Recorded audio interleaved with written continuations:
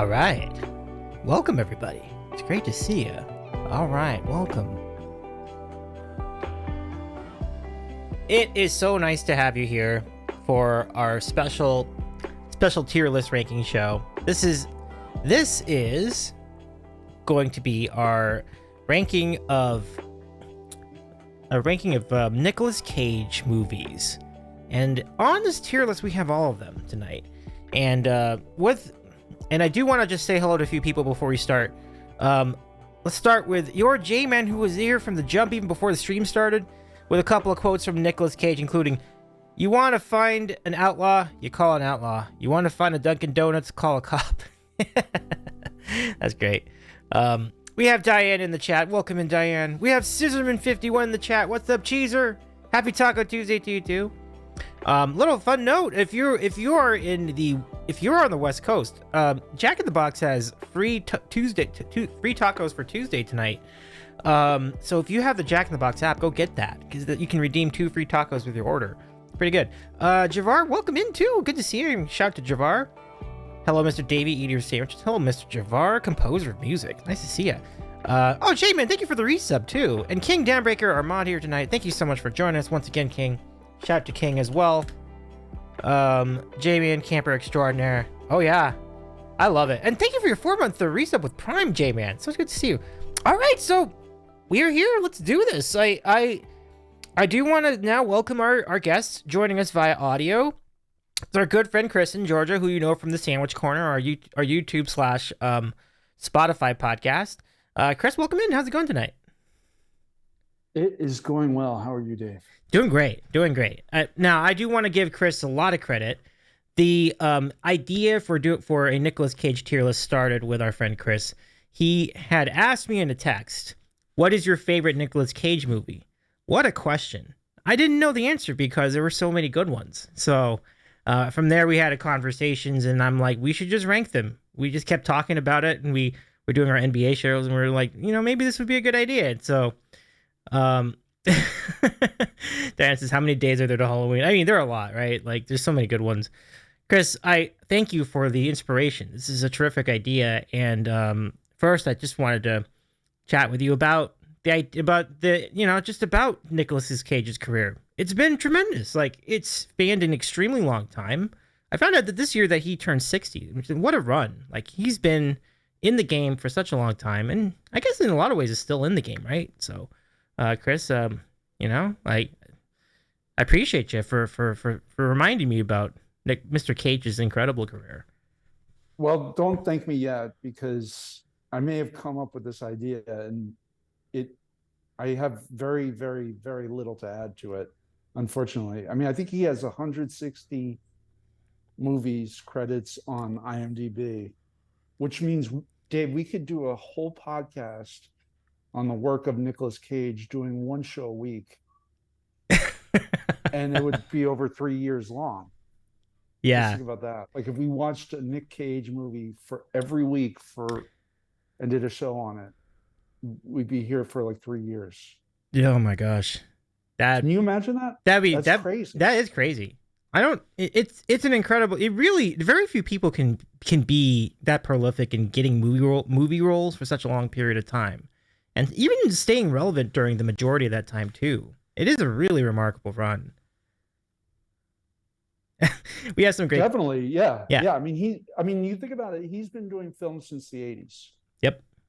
He was in Fast Times at Ridgemont High, and then that brings up another question I have for you. Do we rank movies where he's not the leading man, or just he had to have an appearance in that movie? Because there's some movies where he's more of like a almost not an extra, but like a I don't even know if he's credited in Fast Times, to be honest with you. He's not. Interestingly, he is credited, but he's not credited. He's credited under his original name, his birth name, which I'm not going to say what it is, because we're going to get to that at a certain point during the show too. Really interesting history. Really interesting history. Yes.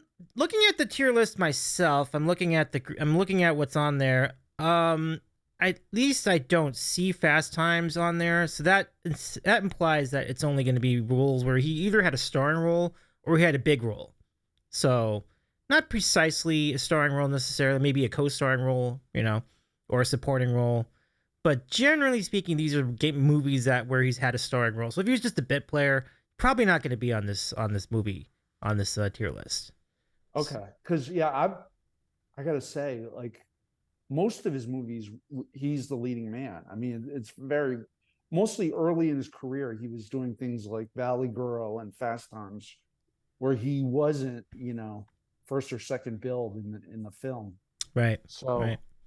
So but I mean, since then, and you're talking about like 50 years of films. I mean, it's crazy. Pretty close. Yeah. Yeah. It's quite a run. Everything from Raising Arizona to Con Air to Knowing to what was it looking at? Oh, Next, yeah, Next is doing, and Moonstruck, and all that. Yeah, he's worked with some of the biggest directors, if you think about it. He worked with David Lynch. Mm-hmm. He worked with the Coens. He worked with Scorsese. Yep. He worked with his uncle, who we'll reveal later, who's a very well-known film director. Yeah, that's right. I don't want to give it away because I don't want to give it away either because it's such a fun reveal. It's such a fun reveal. All right.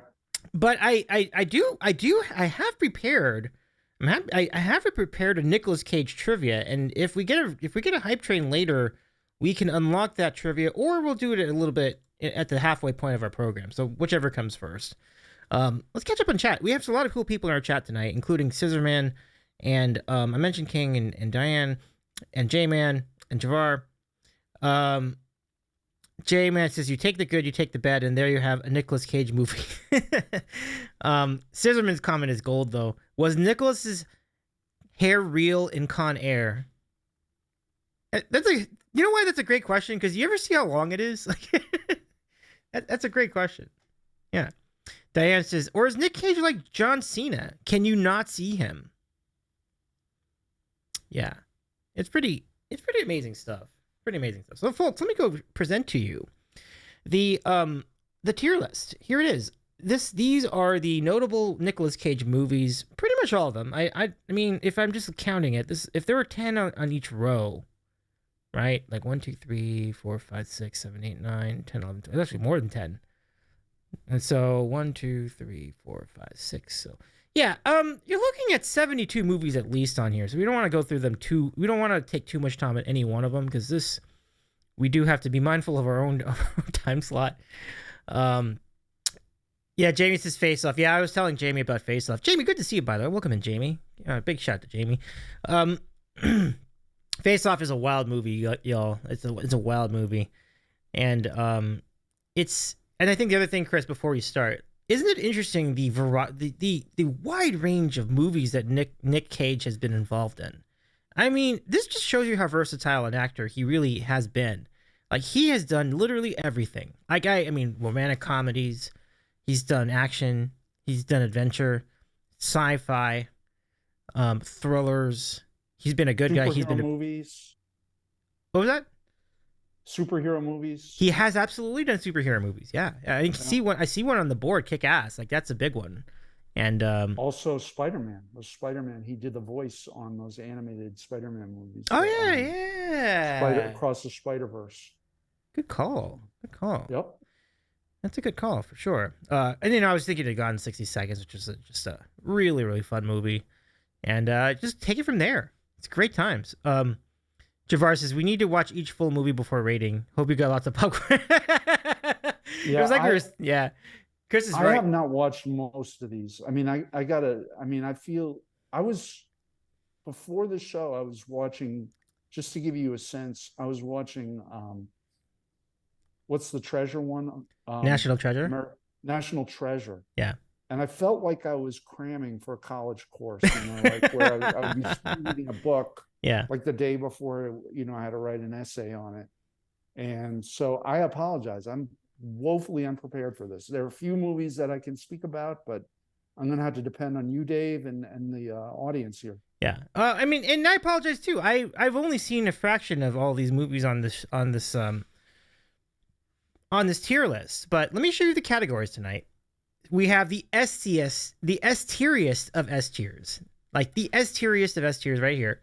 So our absolute favorites can be ranked here: A, B, C, D, and then we have F, which is labeled as Wipeout. So these are the worst of his movies, and I don't know how many F tier movies we're really gonna get. I mean, most of them have been at least entertaining. So I think it'll be interesting to see if we do run around to a truly bad movie, and I think we will. I mean, there's so many of them, so inevitably one of them won't be good.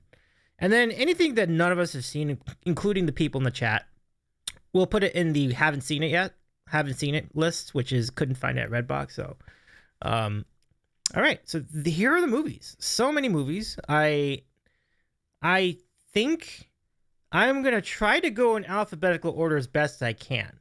Those of you in the chat, Chris and I are gonna lean on you tonight to help us rank these movies, because as we mentioned, we've only seen some of them, so we're hoping that you've seen others of them, and then between all of us, we can get a good ranking here tonight. So let's start. Oh, you're gonna go practice violin? No worries, Diane. Well, thanks for stopping by for a little bit. Says Mrs. Davy, did he do adult movies too? I can't say. I can't say. I wouldn't know. But all right, thank you, Diana. Diana says good luck with the stream. Appreciate you. Okay, so friends, everybody, let's start this out. So the earliest movie that we have on here, as far as I know, is Valley Girl. And one of my friends, Stuart Hayek, said that Valley Girl was his favorite Nick Cage movie, which is like, that's pretty cool. I mean, Valley Girl was a solid movie. Chris, you saw it too. What did you think of it? It's been a while, but it's a very I don't want to say formulaic, but it follows, you know, the style of that kind of like teen comedy from the 80s, where you have people kind of from the wrong side of the tracks. And in this case, it's from the Valley, and you can kind of speak to this more than I can, because you're from that area, but from Southern California. I mean, not from the Valley, but yeah, it's a good movie. It's very fun, and Nick Cage plays the love interest. I don't remember the actress who was the star of that. I can't remember. She was good in it though. But Cage was the one who emerged from that film. I don't know of anyone else who was in that, but yeah, it's worth checking out. It's a good, like I said, good 80s teen sitcom, teen comedy rather, and worth seeing. And it probably is a little, there might be a little bit of nostalgia there. I remember scenes where they're driving around like Hollywood back in the 80s. So I'd almost want to go back and watch it, you know, just for some of the scenery. Oh yeah, I mean that certainly would be an enjoyable trip back through time. I'm reading here that Deborah Foreman played the lead, the other lead. So that's it. Yep. Yeah. Yep. So with that in mind, and everyone in the chat, please share your take on this too. Where would you put Valley Girl? I mean, Valley Girl's got to be at least an A. So we'll start it there. Seems like a solid film. Yeah, I think that's good. I'm fine with that. But again, I have a very, very narrow base. So friends on Twitch, like, please chime in. Yeah. And it's a good place to start. So that's nice. Let's see what else is on. Oh, you know what? I'll go to IMDb and we can go through this in order, because that would be the great way to do it. IMDb.com. Nicolas Cage movies. Dave, this wall of movie posters is overwhelming. Yeah, absolutely. It's impressive. It is overwhelming. So we'll go through the discography then, and this is the easiest way for me to kind of run through this. Okay, great. We have there's many. There are many. I wonder if I can resort this so it's I'm sure I mean, even if I can't, I think okay. So we've established that Valley Girl is the earliest one we can find on the board. The first movie he was in, as we talked about, was Fast Times at Ridgemont High, but he was not a main character. He was not a main character in that one. So let's go see. Is Rumblefish on this? I would be surprised if Rumblefish was here. I don't see. It's on there. I see the poster right there, about center second row. It's on there. Very good movie. Oh, you've seen Rumblefish. Tell me a little Oh bit. yeah. Okay. It's first of all, it's a Francis Ford Coppola movie, Hmm. and I want to say it came out. I think it was right after Cotton Club. I think, but it Matt Dillon and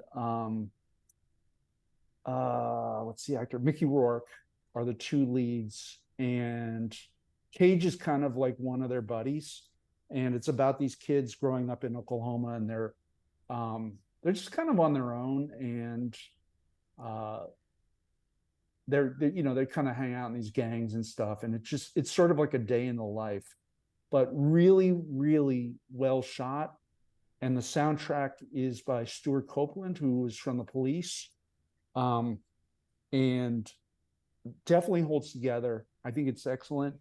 Um, I think it's worth checking out. I watched it probably in the last few years. I rewatched it, and it still holds up. So um, it is worth seeing. I would recommend it. Can I just make a point about Fast Times real quick? Hmm.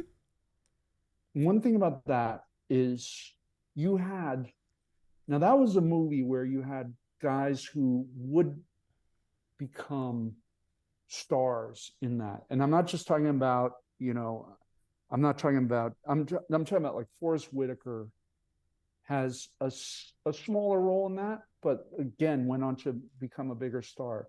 Nicolas Cage, we mentioned, but Eric Stoltz is also one of Spicoli's buddies, and he's in that movie too. And he may not be credited. I'm not sure. No, I think he possibly might be, might not be, but it does note that that was also Eric Stoltz's debut in film. Okay, Yeah, that tracks. Yeah, that makes yeah. sense. All Um, right, sorry. So we did Rumblefish. We did. hmm?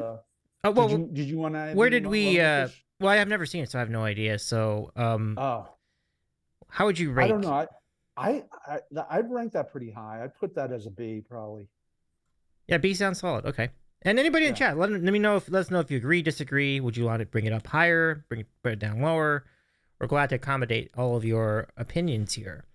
Um, Next up is Racing with the Moon. I do not know if this will be part of this because I am not sure if he had a huge role in that movie. Let's go see if I can find it up here. I've Um, seen it. I do not remember it at all. I think it's with Elizabeth McGovern. I think she's the female lead in that.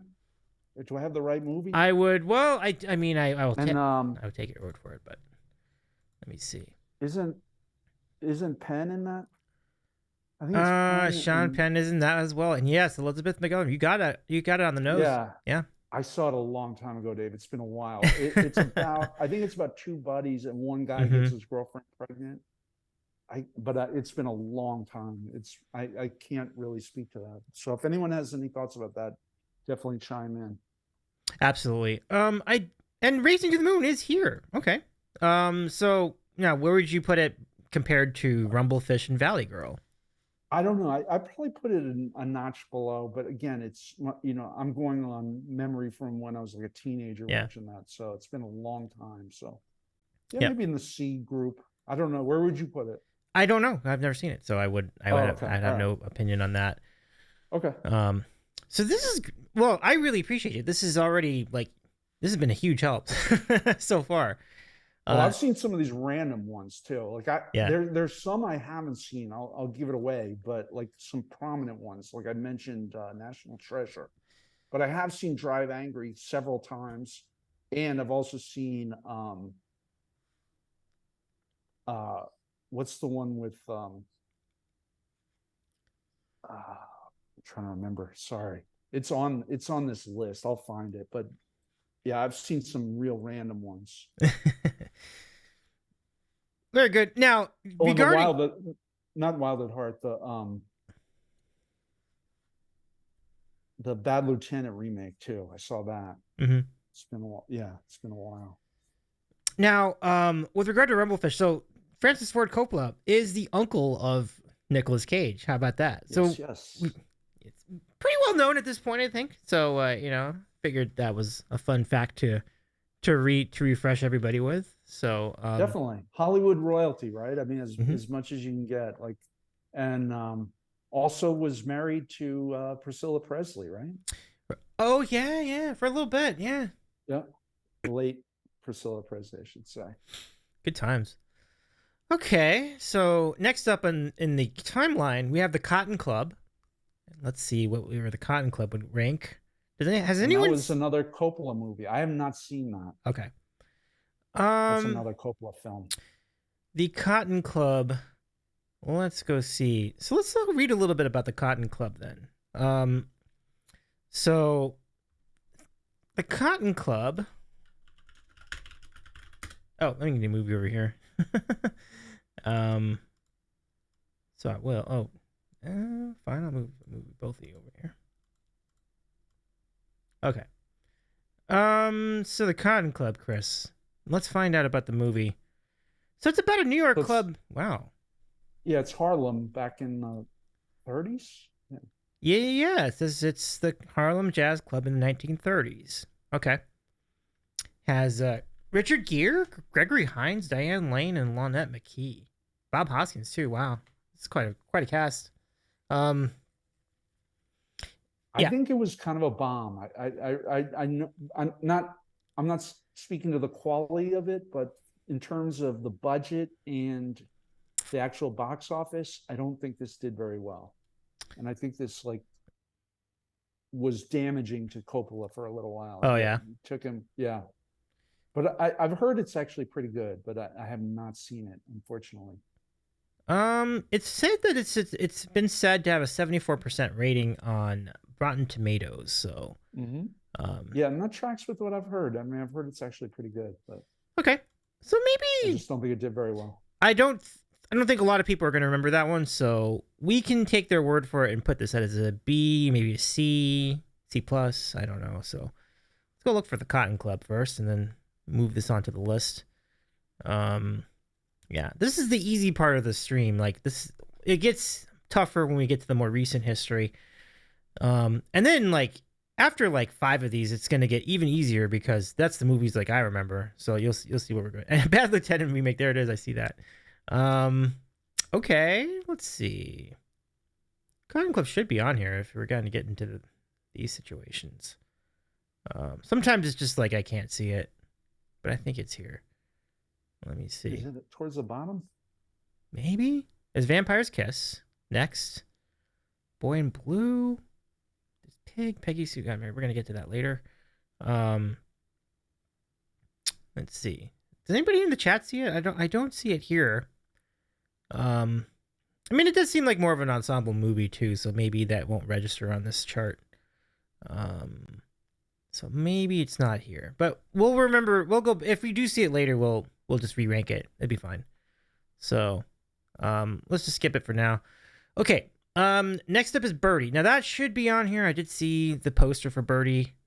I never saw Birdie. Doesn't even have any of you seen Birdie? Did Clint Eastwood direct that? I will check that. I think it's a Clint Eastwood film, but I could be wrong. No, no, you know what I'm thinking of Bird. Do you mean, well, there's Birdie and there's Birdman, which is a completely different movie with Michael Keaton. And there's also Bird. I think Bird is the one that okay. I'm thinking of. It's about Charlie Parker, I believe, and that's directed by Clint Eastwood. So Bird is Clint Eastwood, Birdie Nicolas Cage, Birdman is Michael Keaton. Okay. Yeah.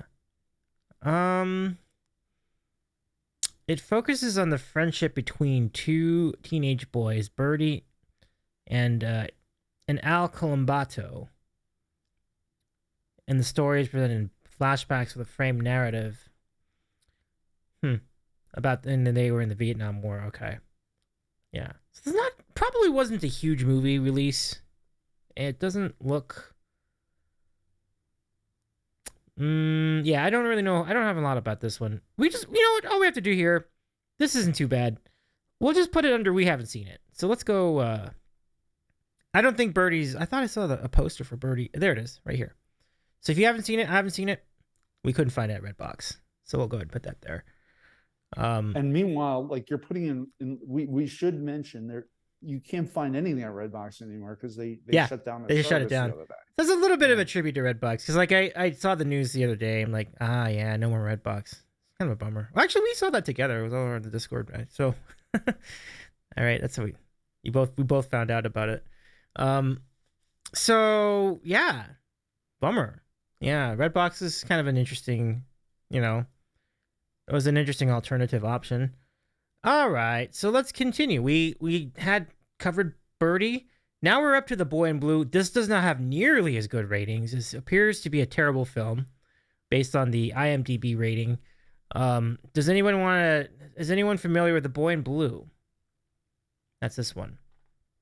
I gotta say, I've never heard of that one. Well, let's see what Rotten Tomatoes had to say about The Boy in Blue. If we go here, actually, let me jump over to Rotten Tomatoes. I'm cheating a bit here. Rotten Tomatoes is not a definitive resource by any means, but I do think we can get an idea. Hey, Arcade Chris, what's up? How we doing, Chris? Can we give a shout to Arcade Chris? Nice to see you, my friend. We're trying to figure out. We're ranking Nicolas Cage movies tonight, and so if you've got opinions on those movies, please, we'd love to hear them. And folks in our Twitch chat, please give our friend Arcade Chris a follow. Like, he's a tremendous musician. It's good to catch up with you again, Chris. Nick Cage has so many movies. I know. We're trying to go through these quickly because like we feel like this is gonna be a long stream if we don't act quickly. So this is not a good movie. The Rotten Tomatoes gives it a score of 43%. That's the audience score too, so that's not even the critical reviews. So I think this might be one of the few that I'm not gonna put it in F because I have to see it to really know. I'll probably put it in D. And this is without having seen the movie, having any idea what the movie is. So, yeah. And thanks for the shout, King. Okay, so have you seen? Okay, so the next one on this on our list, King, it's Peggy Sue Got Married. Now that movie, I think everybody's familiar with it, and it also happens to be from Francis Ford Coppola. Have you seen Peggy Sue Got Married, Chris? I have not. So you're gonna have to talk about it. Okay. Yeah. Kathleen Turner, go ahead. I'm in. I should watch that. Haven't actually seen it, but I know what it's about. And so it's basically about Peggy Sue, who had a 25-year high school reunion, and her husband Charlie, and they're not doing so well. Their relationship's not going so well, and she was not happy with Charlie's infidelity, and so she's meeting up with old friends, things like that, and then she goes to sleep, and then she wakes up and it's 1960, so she goes back in time basically, about 25 years, because it was 1985 when this movie took place in the beginning, and then they went back another 25 to 1960, and then things happen, and then they work things out, and she wakes back up in then present day, and then apparently Charlie apologizes because she re-interacts with Charlie. It's a little bit like Back to the Future, but it's kind of a different take on it, like you can kind of redo your past, so to speak, and and change your future in so many words. So yeah, I mean, it seems like a pretty interesting movie. I'm not sure if anyone's seen it. Oh hey, what's going on, J-Man / Anna Laura? It's been a long time since I've seen Peggy Sue. Not nearly as good as Back to the Future though. Yeah. So it's a very similar idea, Chris. Like if you think about what would Back to the Future be like from the perspective of a woman, that's kind of what that's about, like same idea. Okay. I mean, I can go for like time travel, like change, your life kind of movie. So I mean, I might have to check that out. Yeah. And there's no actual time travel, but it's right. Do I have that right? I mean, that's part of the fantasy of it. They're not using a time traveling machine or anything, but she just happens to be back in she happens to be back in time. Maybe she did go back in time, or maybe it was just her being in her literally her. I don't exactly know how that's explained, but it seems like they genuinely just go back in time magically. There's no actual like machine or fancy contraption that gets them from one year to the other. So yeah, it's okay. We don't need that. That's fine. J-Man says an early Jim Carrey, and Anna, great to see you too, by the way. J-Man says an early Jim Carrey appearance though feels right in the B tier. I think just from what I know of it, it feels it feels appropriate to me. So, J-Man, I appreciate that. Let's go with B. So now we're gonna move up to okay. Now we're getting into some heavy hitters here. So the next film in Nicolas Cage's long storied career is Raising Arizona. Now, who could forget this movie? Like a movie about a husband and wife criminal duo who kidnap a baby and try to raise the baby. It's a pretty ridiculous movie, but it's very funny. And as you were talking about, Chris, it's one of it was literally the second movie that the Coen brothers directed. So it's a pretty historic movie for them too. A very successful film, and a lot of fun. It's a great movie. I think it's pretty solid. I don't remember a lot about it now, but I remember watching it many years ago, and I had a lot of fun with it. Yeah, James. Yeah, classic Coen brothers. It's their second movie after Blood Simple. I can't remember what year it came out. I mean, it's an 80s movie, early, like mid 80s. 87. 85? 87. Okay. Yeah. So okay. So yeah, and some good performances. Goodman's in it, John Goodman, Holly Hunter, and of course, Nicolas Cage. But yeah, very, very, very funny movie, and really kind of set the tone in a lot of ways for Coen Brothers comedies, in my opinion. Yeah, It definitely. Really yeah. Like we've gotten to know their style of comedy, and this really give you an idea of what was to come. So all in all, very well done film. So now the question to all of you: is this an SES of the S tiers? Is this an S tier movie? Is it SES tier movie for you? It's a signature movie for his career. I really do think it was like one of the big movies that defined him. And in a lot of ways, it defined the Coen brothers as well, as you just said. So, from that standpoint, I would put it as an S tier movie. But now, I would really like to hear what the chat has to say about it.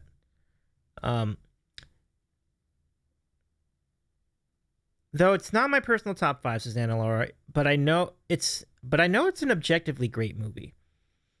Yeah, and sometimes I have to do that too, Anna Laura. Like I have to pick movies. I have to rank movies higher than I want to because like I didn't enjoy a movie, but I know that's objectively really good.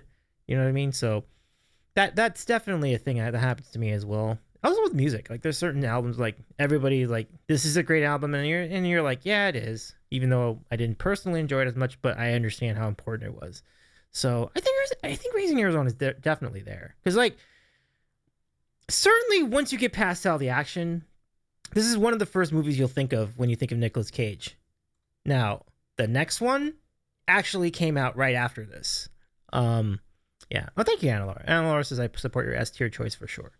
The next movie is called Moonstruck, and Moonstruck is fantastic. Like I mean, I watched it when I was really young, but you can't. It's hard not to get sucked into how much fun this movie is. Just all the back and forth, all the characters. It's such a funny, enjoyable film. You had Cher, you had Nicolas Cage, you had like Danny Aiello was in that, I think. Yeah, Danny Aiello's in there too. Yeah. Yeah, it's a great movie. Really funny. Oh, Olympia Dukakis, that's right. I forgot that was like kind of I believe that might be the first time I heard of her was when this came out. Yeah. I don't think there was anything prior to that, but yeah, great movie, very funny, good. If you're a New Yorker, like some good New York scenes, good Brooklyn, great dialogue. It's a fantastic rom-com. Absolutely right, and great story. You know, basically the story of someone who's about to get who's a fiance to someone who she doesn't really love that much, but her troubled or otherwise, troubled or someone with a history like the in some ways the black sheep of the family, the other brother, he falls in love, they hit it off, and in the end of the day, fate finds them to be the ones who marry each other instead. So it's just a good feel good movie. It's like it's really really cool. So I think This is an easy SES tier. So we'll put that S tier easily. Absolutely. There's no question. Like this is I'm looking at that now. I'm looking at Raising Arizona. Oh, I'm at the wrong scene. Raising Arizona now, looking at that, I think you need to bump this back down to A because Moonstruck's definitely a notch up above Raising Arizona. What do you think there, Chris?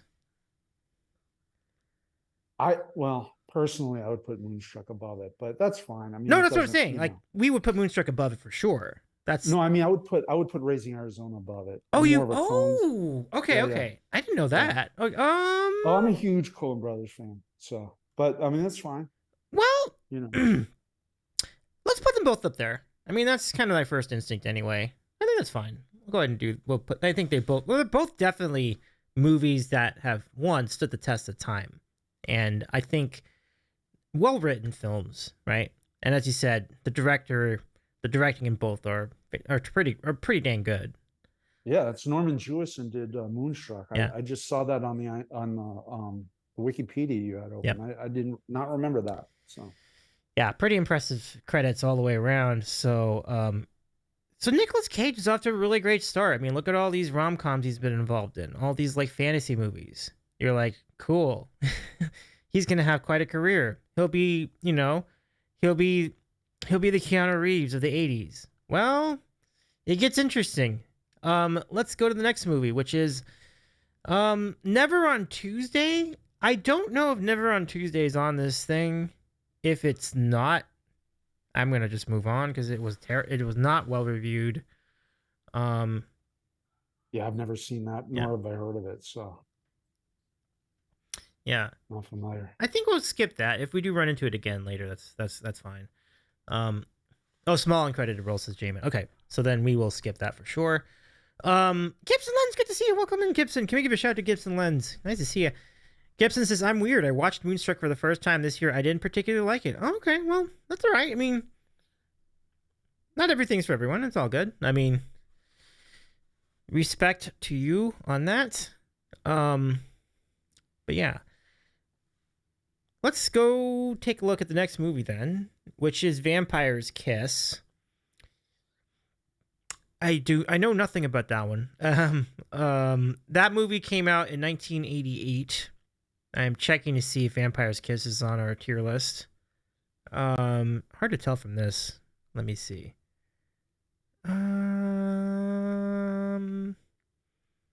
Yeah, doesn't look like it. I don't know this one either. I'm sorry. Again, I apologize. I'm at school unprepared. I know this is a feeling that has stayed with me for many years. No, it's perfectly fine. It's perfectly fine. Just don't call on me, Dave, okay? No sweat. Okay, so let's skip to the next. I don't think Vampire's Kiss is here, so it's nothing for us to rank at this point. Let me see. Yeah. Gibson says, yeah, but it's one of those beloved movies. For sure. And I was just mentioning that too. Like, I've watched some movies where I was not particularly feeling it either, but it's been highly regarded, and I'm like, I understand why it's highly regarded, you know. It just didn't connect with me. So it's totally understandable. Javar says, geez, Vampire's Kiss is one of the better ones. Let's see if we can find it on here, because if it is, we'll learn a little bit more about it, and then we'll go ahead and rank it appropriately. I found it. Vampire's Kiss is here on this bottom row. So we mentioned that it came out in 1988. And again, this just shows you he has been in everything. This is incredible stuff. Javar says it's quirky. Okay, cool. Now, Javar, let's go find out a little bit about Vampire's Kiss. Here we go. So Vampire's Kiss is about... Let us go see. A dark comedy. Okay. The story of a literary agent who falls in love with a vampire. I mean, if there's one specific quality that has stayed with Nicolas Cage through time, it's the high concept in all of his films. So many high concepts. Like, this is such a high concept. It's like, it's so interesting. Javar says he gets bitten and thinks he's turning into a vampire. Well, that sounds like fun. I don't know. I wouldn't have a ranking for that myself. we can see what the reviews were at the time. 65% on Rotten Tomatoes. Okay, it's not horrible. So that seems like fun.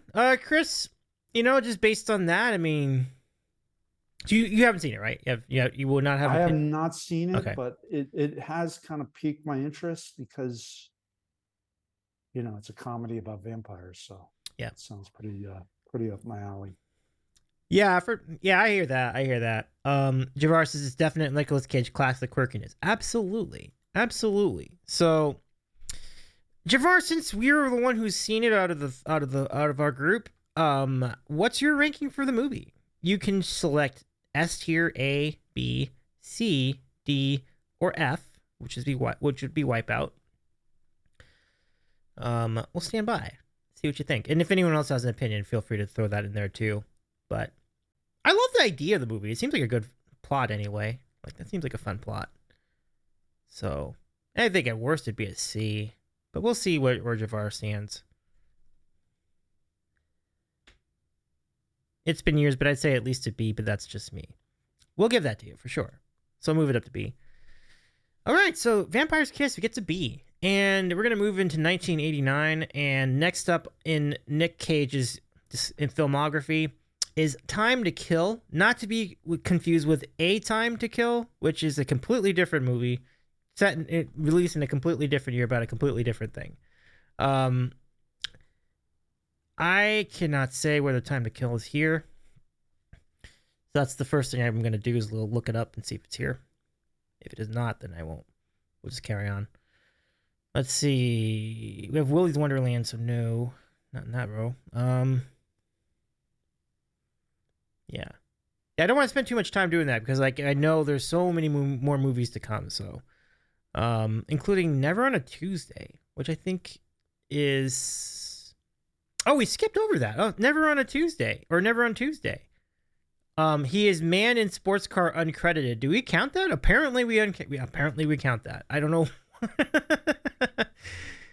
Well, you mentioned that one, but I don't even recall it. But yeah. Hey Panda, welcome in. It's good to see you. What's up? The Rusty Panda's joined us. Can we give a shout out to Panda? What's going on, Rusty Panda? Nice to see you. Yeah, we're ranking Nicolas Cage movies. We're getting to the good stuff. We just covered some pretty good, solid movies. Valley Girl, Raising Arizona, and Moonstruck, which are just really great films. We also covered some pretty good ones like Rumblefish and The Vampire's Kiss. And Peggy Sue Got Married. And currently we're trying to rank Never on Tuesday. I've never seen it. Chris, I don't believe you've seen it. I don't think anyone else has seen it. So if no one's seen it, I think I'm just going to put it under we haven't seen it. And that'll just make that simple for us. Okay.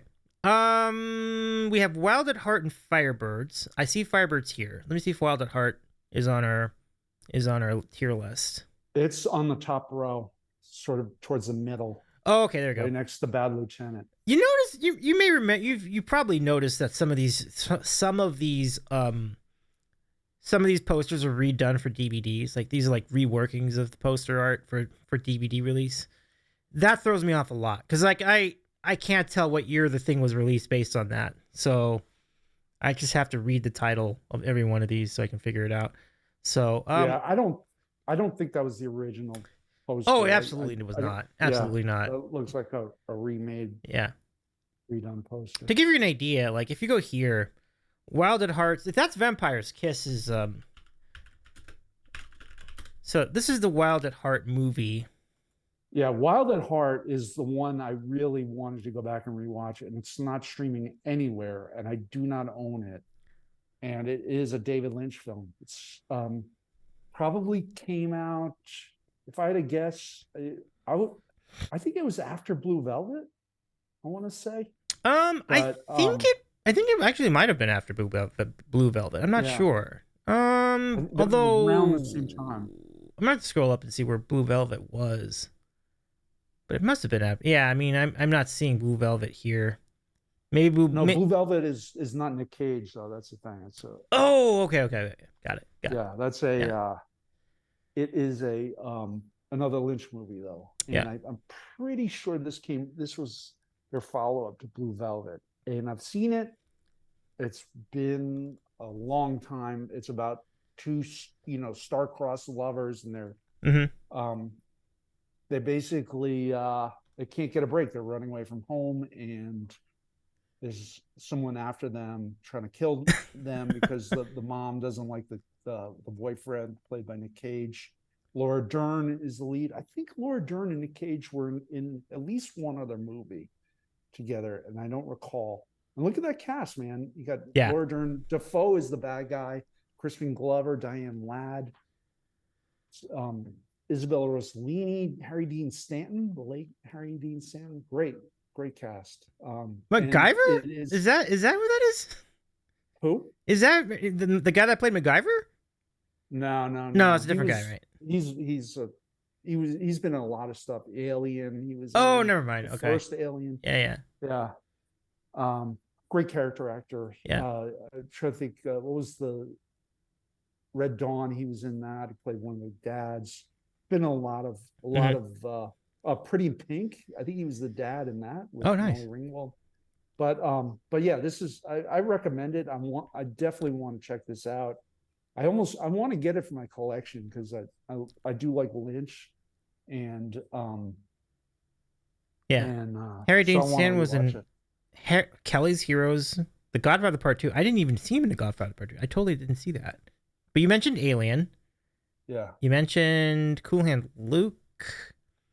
I didn't mention that, but yeah, yeah, Okay. yeah. Oh, you He's did been mention. in a million roles. Yeah. Been in a million roles.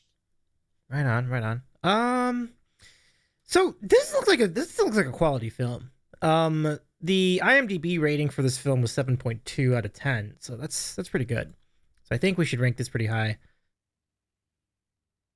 Yeah, I'll give it a B, but that's my own thing, I think B's solid. I think we'll go with B. Yeah. Yeah. Does anyone? Back over here. Is everybody good with B for Wild at Heart?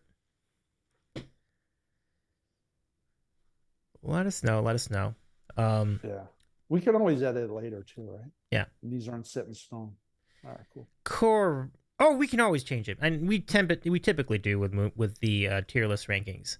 So, we're starting to enter into the 90s now, which is exciting for Nick because Nicolas Cage gets really visible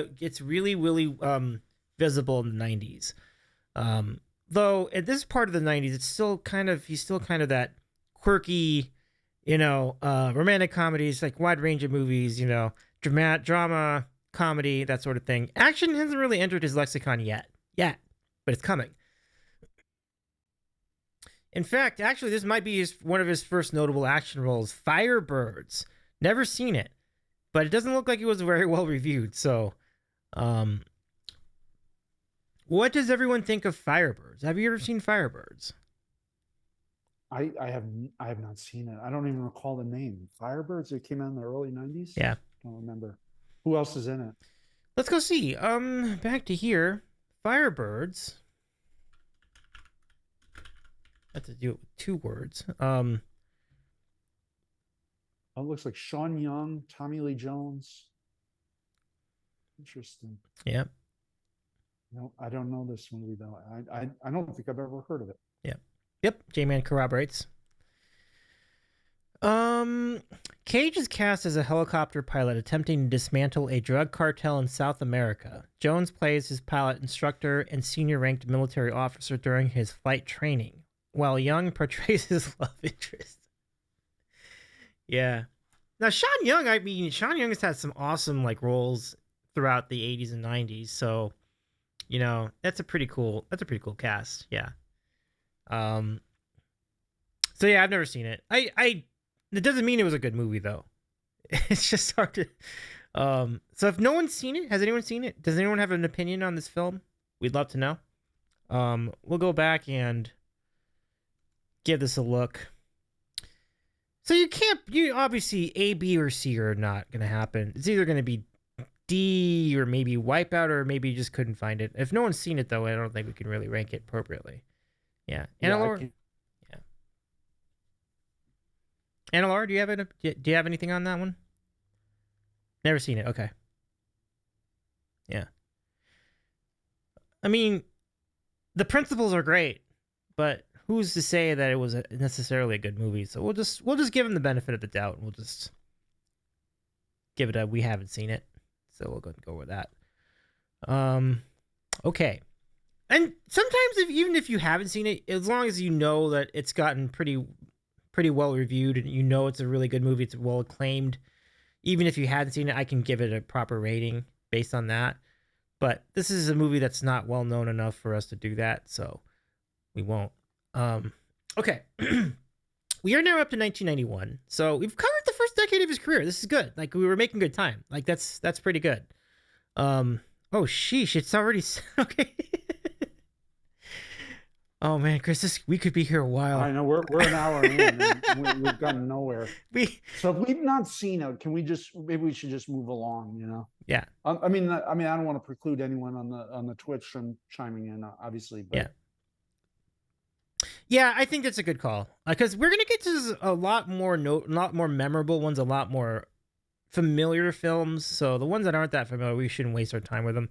So, for example, Zandali. Where is Zandali? Is Zandali showing up here? It's to the top row in the middle, right next to Kick-Ass. You got a good eye. Wow, I didn't even. Wow. I remember seeing the trailers for that, but I never saw that. Okay. And I remember it being in kind of roughly the same time frame as Wild at Heart. Yeah. Yeah. Okay, so then there's no shame in that, because I don't think it's that well known anyway. So we're solid there. As far as I know, there is an Industrial Symphony #1, but that's a TV movie. I don't think we're gonna go with it. Now we have Honeymoon in Vegas. A little bit more, probably not one of his finest moments, but it seems like an interesting. I mean, it's a quirky enough, maybe charming enough movie. Does anyone have an opinion on Honeymoon in Vegas? 92. Yeah. I do not. Who was the female lead in that? I want to see. I don't want to guess out of turn. Let me go find out by myself. Wasn't it Kathleen Turner again? I feel like that feels right. Sarah Jessica Parker. Sarah Jessica Parker. Wow. And Jimmy Caan was in that. I have not seen it. Yeah. Anyone else? Yeah. So King has seen it. King is rating it a D. Anna Laura says definitely not a flop, but I wouldn't rank it above a C. Don't take forever to put next up there, or what we are. I think next is supposed to be a terrible. Don't forget to put next up there. Yeah. We're definitely getting it next. Next is definitely one we all are familiar with. So Honeymoon in Vegas, let's go with D. Yeah, let's not waste time with that. Okay, so next we're now up to Amos and Andrew. No, okay, let's just put that on the not seen list. Let's not even screw around with that. I've never seen this movie. Is this like them trying to? You know what? I have no opinion. Is it like Amos and Andy? It's like a remake of that. What is that? I don't know. It's. I'll look it up really quickly. Oh, it's all right. Is that Samuel L. Jackson in that? It is Samuel L. Jackson in that. Let's go learn a little bit more about Amos and Andrew. Just for shits and giggles, like it's a buddy action comedy film. But it's got to be based on Amos and Andy, right? Oh, it parodies that sitcom. The title parodies that sitcom Amos and Andy. Well, the premise is just the title. Okay. Yeah. Weird. Yeah, they were trying to do this a lot back then. Like they were trying to do like, hey, you got the really fancy guy, and you got the really sloppy guy, or in this case apparently somebody who's wanted. So, how are their personalities going to get along? So I don't think we should waste our time with this. I don't know. I genuinely have no idea. It seems like, obviously Nicolas Cage and Samuel L. Jackson, two icons of cinema, no doubt. But at that point in their lives, I don't know if that was really part of the things they want to be proud of. I don't know. We have no idea. So let's keep going. We got so many more to go. That's why we have to move through this quickly. Red Rock West, 1993. Does anyone have an opinion on Red Rock West, other than the wicked tongue twister that title is? It apparently is a very good movie. So I'll put it over here in B. Let me know if you've seen it. Okay, great. Have you seen it, Chris? Have you? Do you remember that No, one? I didn't. I don't even remember the title, Red Rock West. Some of these, most of these, I remember, even though I haven't seen them. But that one does Yeah. not ring a bell. The next one is Deadfall. I literally don't remember this at all, and it says it's a pretty rough movie, so I'm just gonna put it on D. All right, next we have Guarding Tess, which I remember the title Guarding Tess, so I do remember the movie a little bit. I've never seen it. I don't really know what it's about. Does anyone have a feeling for Guarding Tess? It's over here.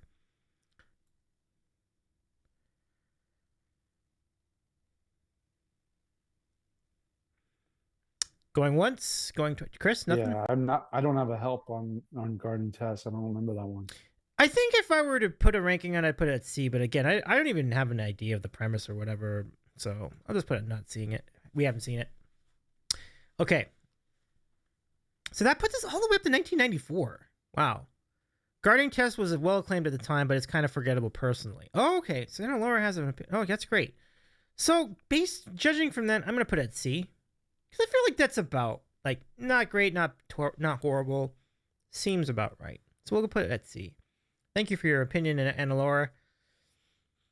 Now, the next movie is called It Could Happen to You. The story of this movie is really, really fun for me.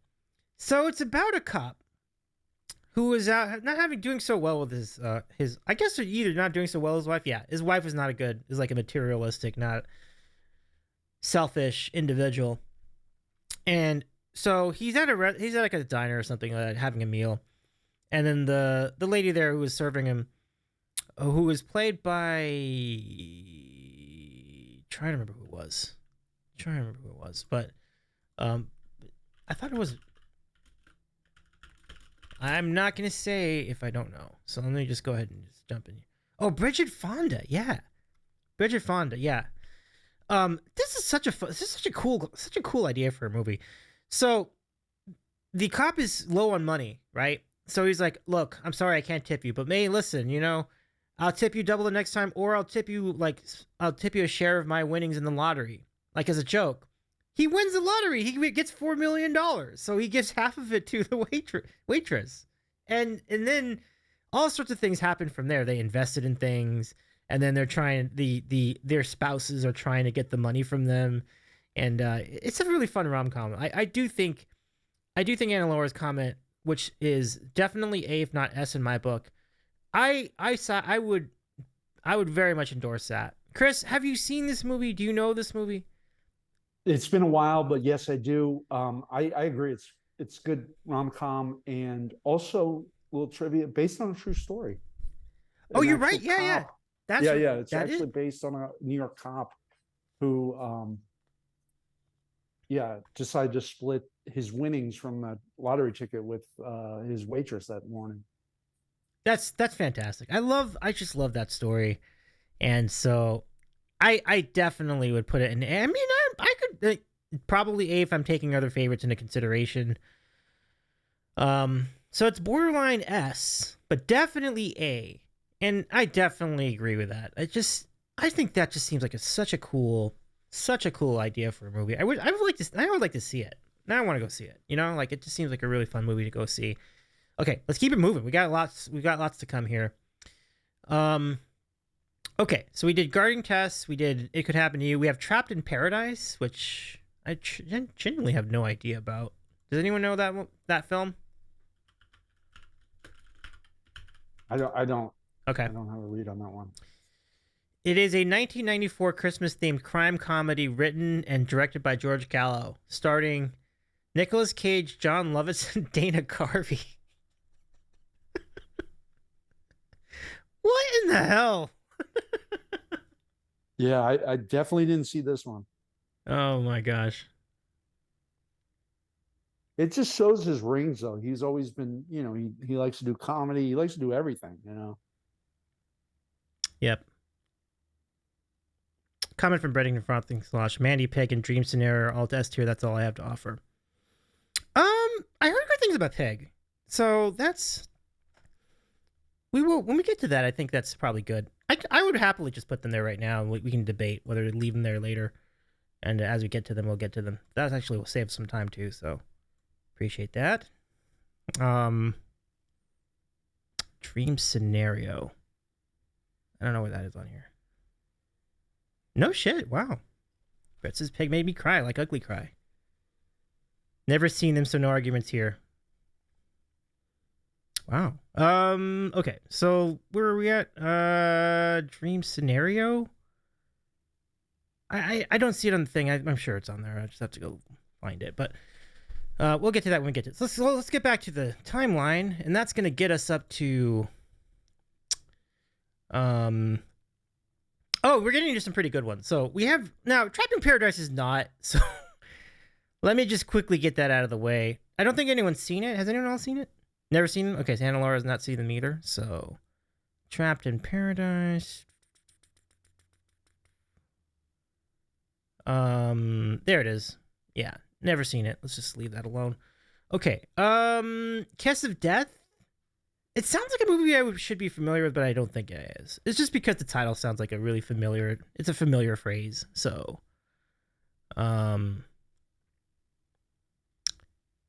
what do you say? What does everybody say?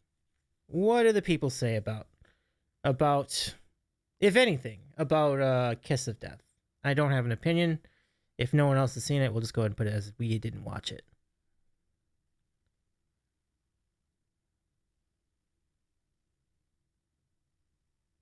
Chris, nothing? Yeah, I got nothing. I'm sorry. That's fine. At least I found it. I found it on the thing.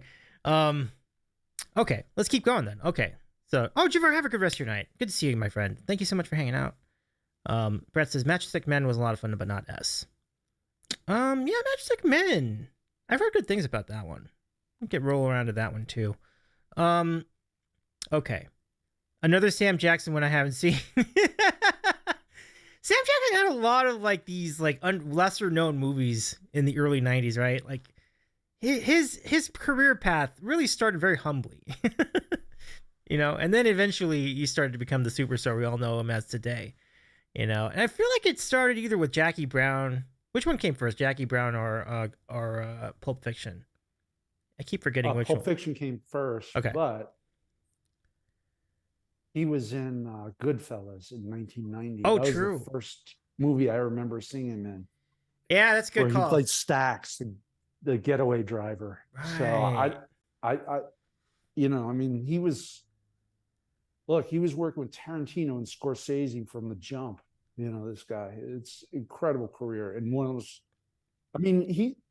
He's one of the most successful actors of all time, just because he's been in Star Wars movies and Marvel movies, and those animated films like the Incredibles, and so he's done really well for himself. Let's not forget about his iconic role in Jurassic Park. And Jurassic Park, yeah, there yeah. you go. That's right. I forgot about that. So he, from the jump, Spielberg, Tarantino, and Scorsese. Like in the first 5 years of his career, basically. Incredible. Incredible.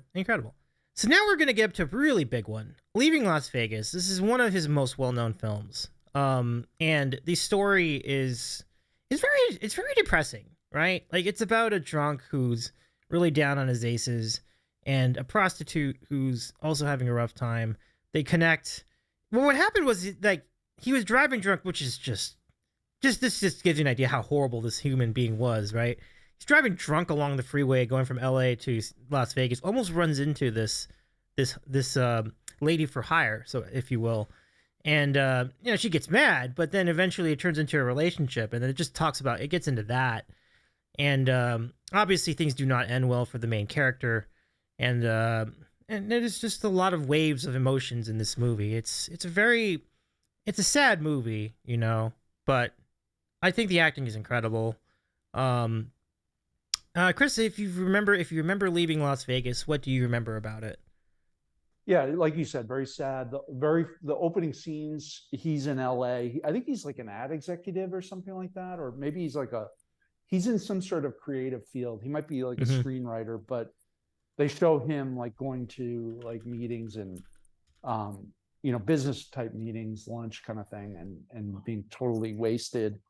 And I think he has a family, gets divorced, and he just cashes out and heads for Vegas, and he's uh, basically committed to going there to die and to drink himself to death. And the scenes are really, really tough to watch where he's guzzling vodka like it's, like it's Gatorade. It's a tough movie to watch. There's just an awful rape scene in there. It's really difficult to to sit through, but it's a great movie. So I'd rank it pretty highly. Yeah, I, yeah. I'm trying to think. Is it Paul Haggis did that movie? I think it's Paul Haggis directed that. Close. Mike Figgis. Mike Figgis. I get those two guys confused. Mike Figgis. That's right. Yeah. Mm-hmm. But yeah, it's a really, and just like you said, it's a rough watch. Like it's gonna be, you have to psych yourself out to watch it. Really, it's a rough watch. Yeah, and yeah, Jamin says yeah, it's one of his signature films in my opinion. Yeah, Jamin says now we're getting the meat and potatoes. Absolutely. See, we're picking up steam. This is good. This is good. So this has got to be S-iest of S tiers, right? Like there's no question. There you go. That's I think there's no doubt about it. It's a very like you said, it's difficult to watch. I think Analar says, yeah, too depressing for me, but again, I know it's objectively good. And that's I really struggle with movies like that. I don't watch them very often because like that's just it does a lot to you, right? There's a lot of trauma from watching a movie that's rough, but interestingly, it's based on a true story. Kind of, if you think about it. It was based on a novel written by John O'Brien. It's just, even that is like the whole story, backstory of that. That's really, really depressing. Like, so I won't go into detail about that, but it's, yeah. Well, very well said, Chris. I mean, no arguments from anybody. It doesn't look like. Yeah. Jamin says, watch it once and never need to see it again. Yeah. Yeah. Yeah. It's a lot, right? It's a lot for sure. Okay. Oh, here's Matchstick Men. We'll get to that later because that's later in the catalog. But next, oh yeah, look, this is like I think this is Nick Cage entering his prime because I'm gonna read these all into you in a row. You ready for this? These are the next few films in his catalog. So Leaving Las Vegas, and it almost won him an Oscar. Remember that? Like, or did it win him? Maybe it did win him an Oscar actually. So after that, Chris, The Rock, Con Air, Face Off, and City of Angels. That's all in a row. All in a row. Yeah, he really hit the action. I mean, he worked with, who was it? Like John Woo, who did The Rock. That's what's his name? Michael Bay. Michael Bay. Mm-hmm. So I mean, like he literally worked. I mean, he worked with pretty much every great, all these great directors. I mean, Michael Bay's not great, but The Rock is Michael Bay's best film. Maybe successful is the word. I mean, great is definitely not the word. Yeah. But Woo, I mean, it's like, it's crazy. He's had some kind of run here in the 90s. And you're right. I think like, looking back, like leaving Las Vegas kind of like catapulted him like to prominence. And then he just cashed out, man. He went and did all these big action movies and just made a fortune. Absolutely. It is such a great run, and this is when like the majority of us got to know his career. And I mean, this is like all the movies that have really put him on the map. These are the movies that made him a household name. So why don't we start with The Rock? What an incredibly high concept movie! Like you said, it's a film by Michael Bay, and kind of put him on the map. Well, Michael Bay was already doing pretty well at that point, but it definitely catapulted his career too. Sean Connery's in this movie. Like it's a solid movie. I would put this in S tier for sure. What do you think, Chris? So I have a funny story about The Rock. The first time I tried to go see it in the theater, just a little anecdote. This is a little quick. I was driving up to my parents' summer house, upstate New York, stopped into this little town, and I'm like, oh gosh, The Rock's playing. I'm gonna go see that. And got in, parked my car, got a ticket, sat down, movie starts, credits rolling. All of a sudden the lights come on, house lights. What? Did anyone have a silver Camry, with this license plate? I'm like, oh my God, I think that's my car. Oh no. Somebody driving just on the street completely totaled my car. I was parallel parked on the street, and just my car was done. And so I didn't see The Rock that night. I was kind of stuck in this little town. I had the policeman had to drive me to my parents' place. It was a mess, but so that's my little anecdote. But it's a great action movie, and I haven't seen all Michael Bay movies because I just won't do that to myself. But this one is this is a good movie. It's Yeah, yeah. legit. You know, it's Yeah. his best, I think, from what I've seen. I would say so. I would say so. Oh gosh, that really sucks about your car though. Like, damn. It was a long time ago. It was, Yeah. when early 90s, right? 94. Yeah. This came out 95, maybe. It says 96. It says 96. 96. Okay. Yeah. Oh, okay. Yeah. King says, "What a rough memory to attach to that film." I know. Yeah. Yeah, I feel that. Yeah. J-Man says, "Yeah, The Rock is the Nick Cage action movie in my opinion. It's really good. Yeah, for sure." But and then J-Man says, "Oof, that sucks." Yeah, for sure. On that as well. So yeah, SES Investigators, let's go. That's clear. So next, let's go to Con Air, which is kind of similar idea. You have convicts involved. They're trying to escape a thing. He's on a plane, and then these other convicts are trying to flee the country, and somehow they end up in Las Vegas at some point. Like it's a really wild movie.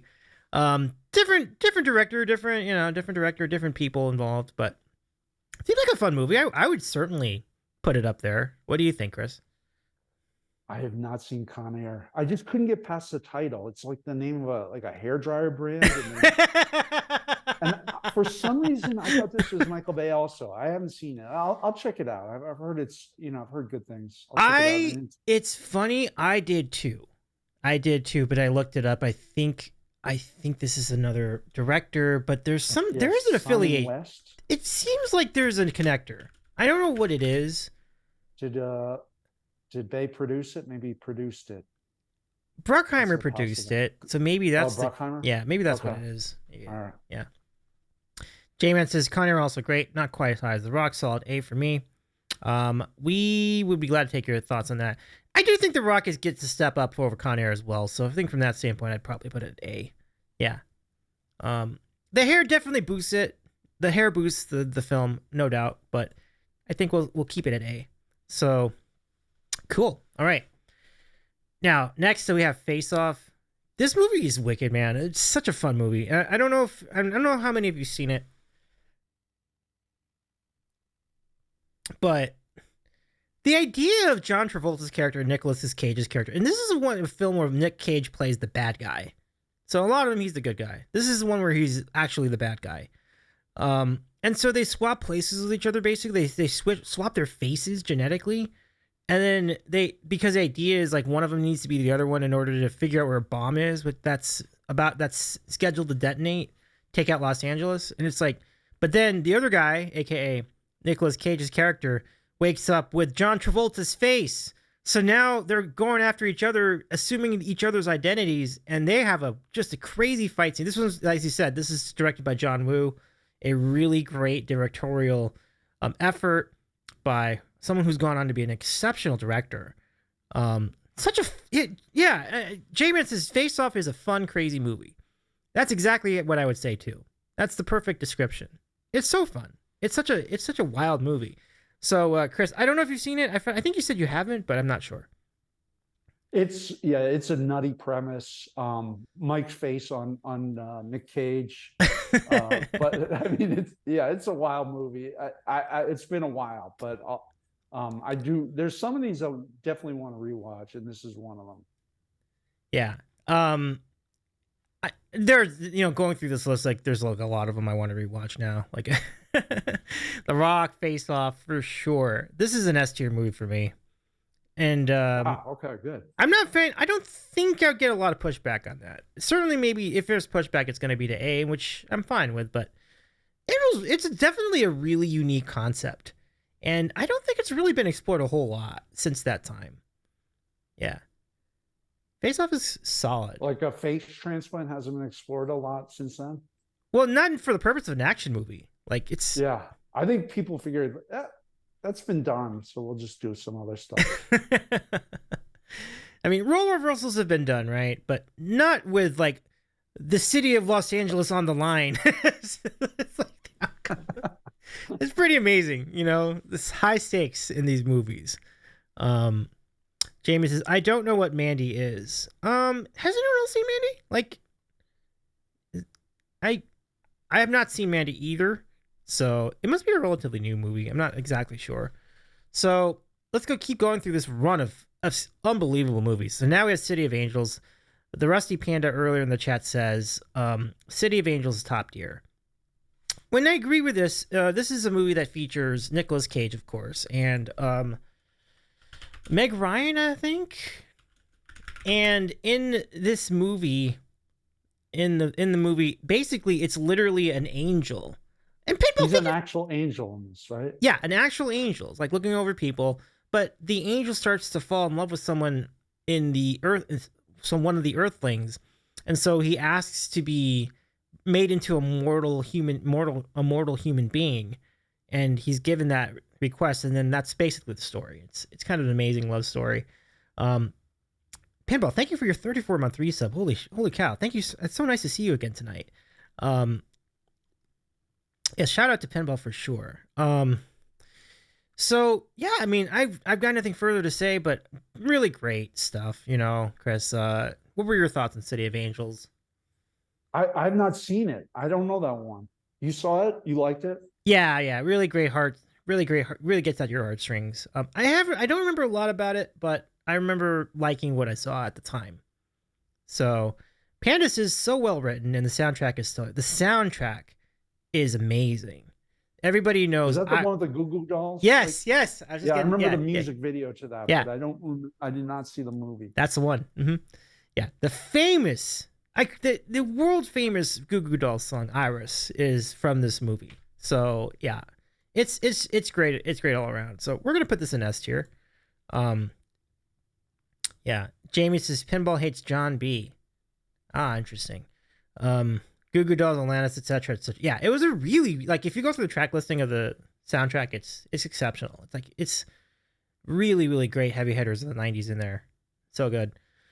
Jamin's The City of Angels is good, but maybe not quite S for me, but good. Yeah, I mean, I think I'm gonna stand by S because of the writing is really great. It's a really cool story, and the act, and, you know, it's definitely a good. It'll get into heartstrings a bit, I think. So, all right, so now we've gone through basically the prime of Nicolas Cage's career. It was a great run, like a solid 5-year run, right? From like 95 to like 90, maybe even 90.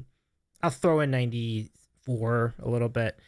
So we're up to 1998. So that's like a 4-year run where you had a really just great movie after great movie after great movie. And then we come to Snake Eyes, which is not a great movie, but it's actually kind of fun. I think certainly the beginning of it is fun. Let's see. Pinball says, I'm here with Calabine. We have questions. Namely, are we rating movies that Cage was in, or specifically Cage's performance in the movie? We're rating. That's a good, Kristen. You know, how would you tackle that? Like, are we rating? I would say we're more rating the movie. Mm-hmm. You know, that's what I would say. But we have kind of spoken to like some of his better performances, like Leaving Las Vegas. I will say Cage gets to a point where he almost becomes like a parody of himself with his acting. And I think we're kind of nearing that point where, you know, it's just the only thing I can compare it to is like Al Pacino, where he, you know, just really started to become like more of a one-note actor. So I would to answer your question, yeah, I would say it's more about the quality of the movie than his performance. But I mean, we can talk about his performance too. Yeah.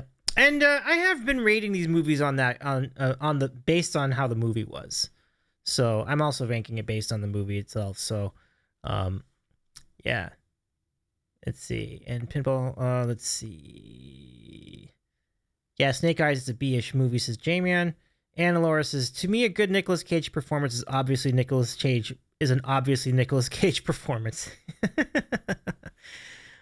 With that said, I do think Snake Eyes is a pretty interesting movie. I'm not going to say it's a great movie, but I think I can generously give it a B because it did have like a lot. It was definitely it was very ambitious, and certainly the beginning of the movie was really ambitious with that 20-minute continuous sequence. It was not actually continuous filming on one camera. There were some clever edits that made it look like it was, but the idea was that you're following Nicolas Cage's character around the boxing arena for a solid 20 minutes, and they don't pan away or cut away or fade away at all. So pretty interesting cinematography and play.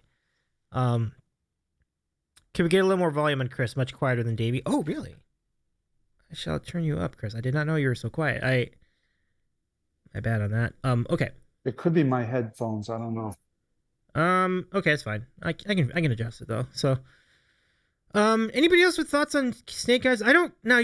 Chris, did you say you saw it or did you not see it? I have not seen this one. No, but you saw it and you liked it. Well, I've seen parts of it, and I mentioned to this morning I watched the intro to the movie or the beginning part of the movie, which essentially was covering a lot of that famous 20-minute sequence. So that was pretty cool. But then I read about the rest of it, which was like, it was kind of cool, but did not get great reviews.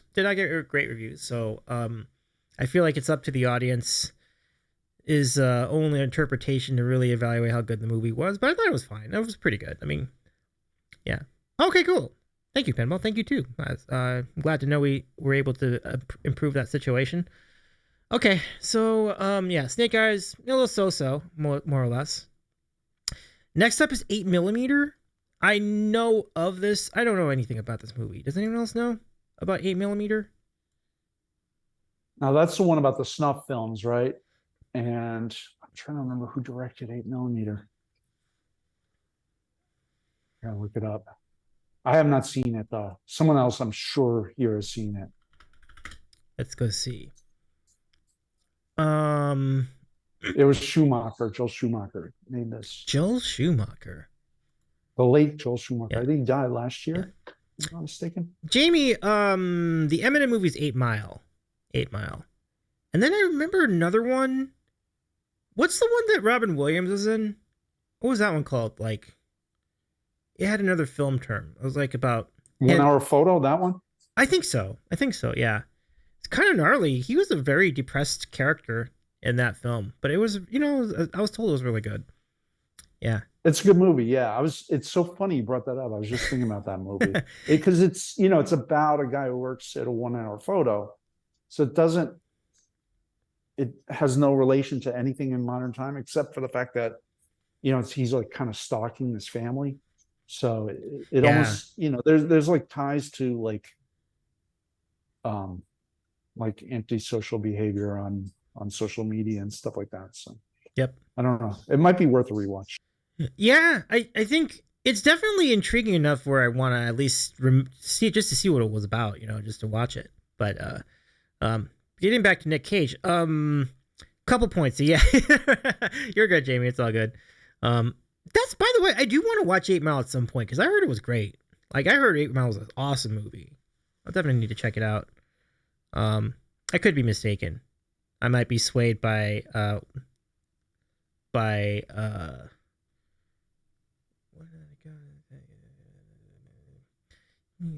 let's see. I can't remember the name of that damn song anymore. I forgot. But the big song from that movie. Anyway, let's keep going. So, yeah, 8mm is a crime thriller film. I don't remember a lot, but I'll tell you what I do know. Some really big, really key people from cinema and TV are in here. Joaquin Phoenix, James Gandolfini. Wow, like some good people in this movie. Joel Schumacher directed. Yes. Does anybody have a feel for that movie? Jamie, Face Off is on Paramount Plus. Sign Showtime. Nice. If you can get to it, go check it out. It's a fun movie. Like, shoot, we could even watch it on Discord after we do their stream tonight, if you want. If you find it, I'll let you host it. But personally, I would give 8mm a C, says J-Man, but objectively maybe bumped up to a B. Yeah, and again, I haven't seen it, so I think I'll put it at C. Chris, like you said, I don't think you've seen it either. Yeah, I have not. I remember it. I remember it being people saying it's very creepy. Like I said, I think the subject is like snuff films and like that sort of thing.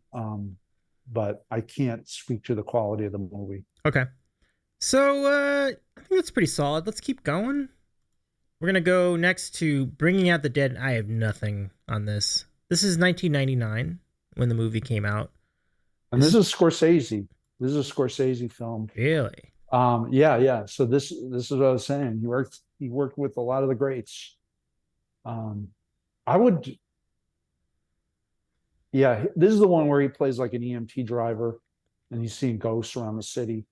I would give this a B, but ooh. I Okay. could be swayed as someone else wants to chime in. Okay. And again, it's been a while since I've seen it, but if someone else has thoughts or wants to raise or lower that, B. We're gonna go with B. I respect it. I mean, yeah. Jameis is very dark. Same. Might have to check it out. Awesome. Awesome. Oh yeah. Yeah. Yeah. Some of these movies are really fun. Okay. So Bring Out the Dead takes us to Gone in 60 Seconds. Now this one's great. What a thrill this is. He has to steal, I think it was like 50 cars in a certain amount of time in order to save his brother's life. And Angelina Jolie's in this movie too.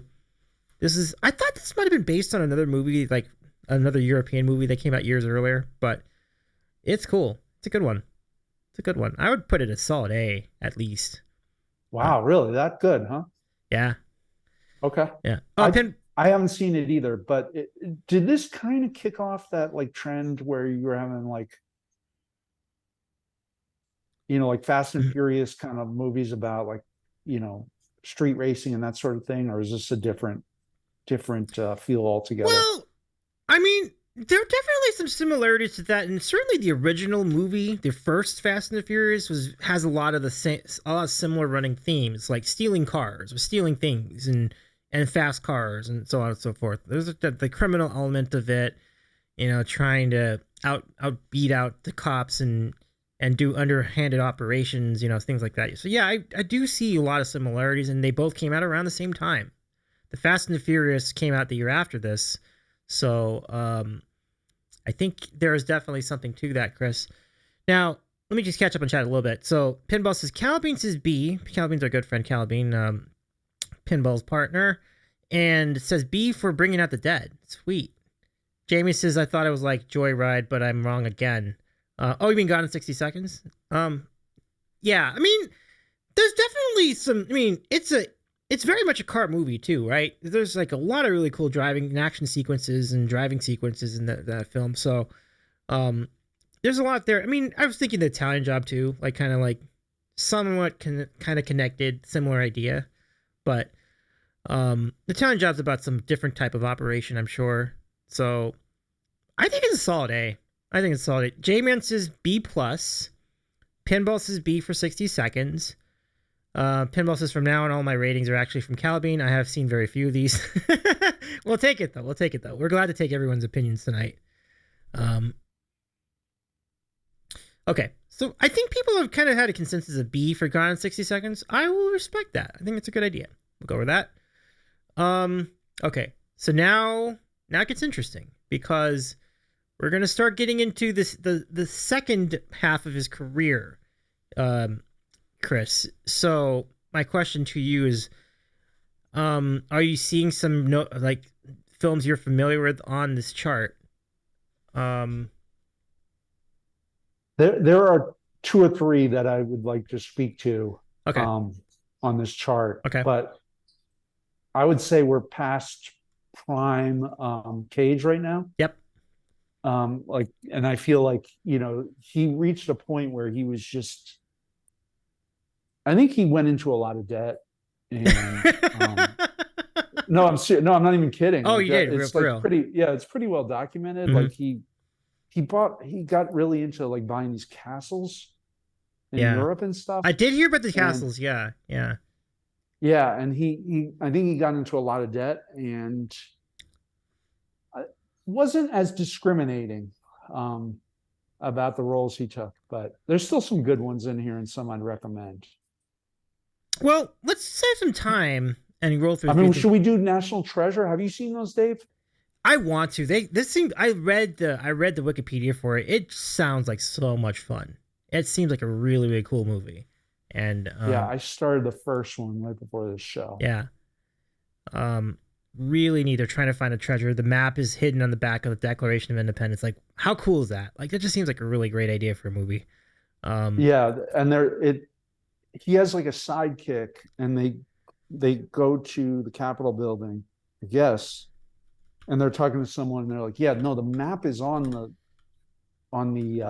back of the Declaration of Independence, but it's invisible."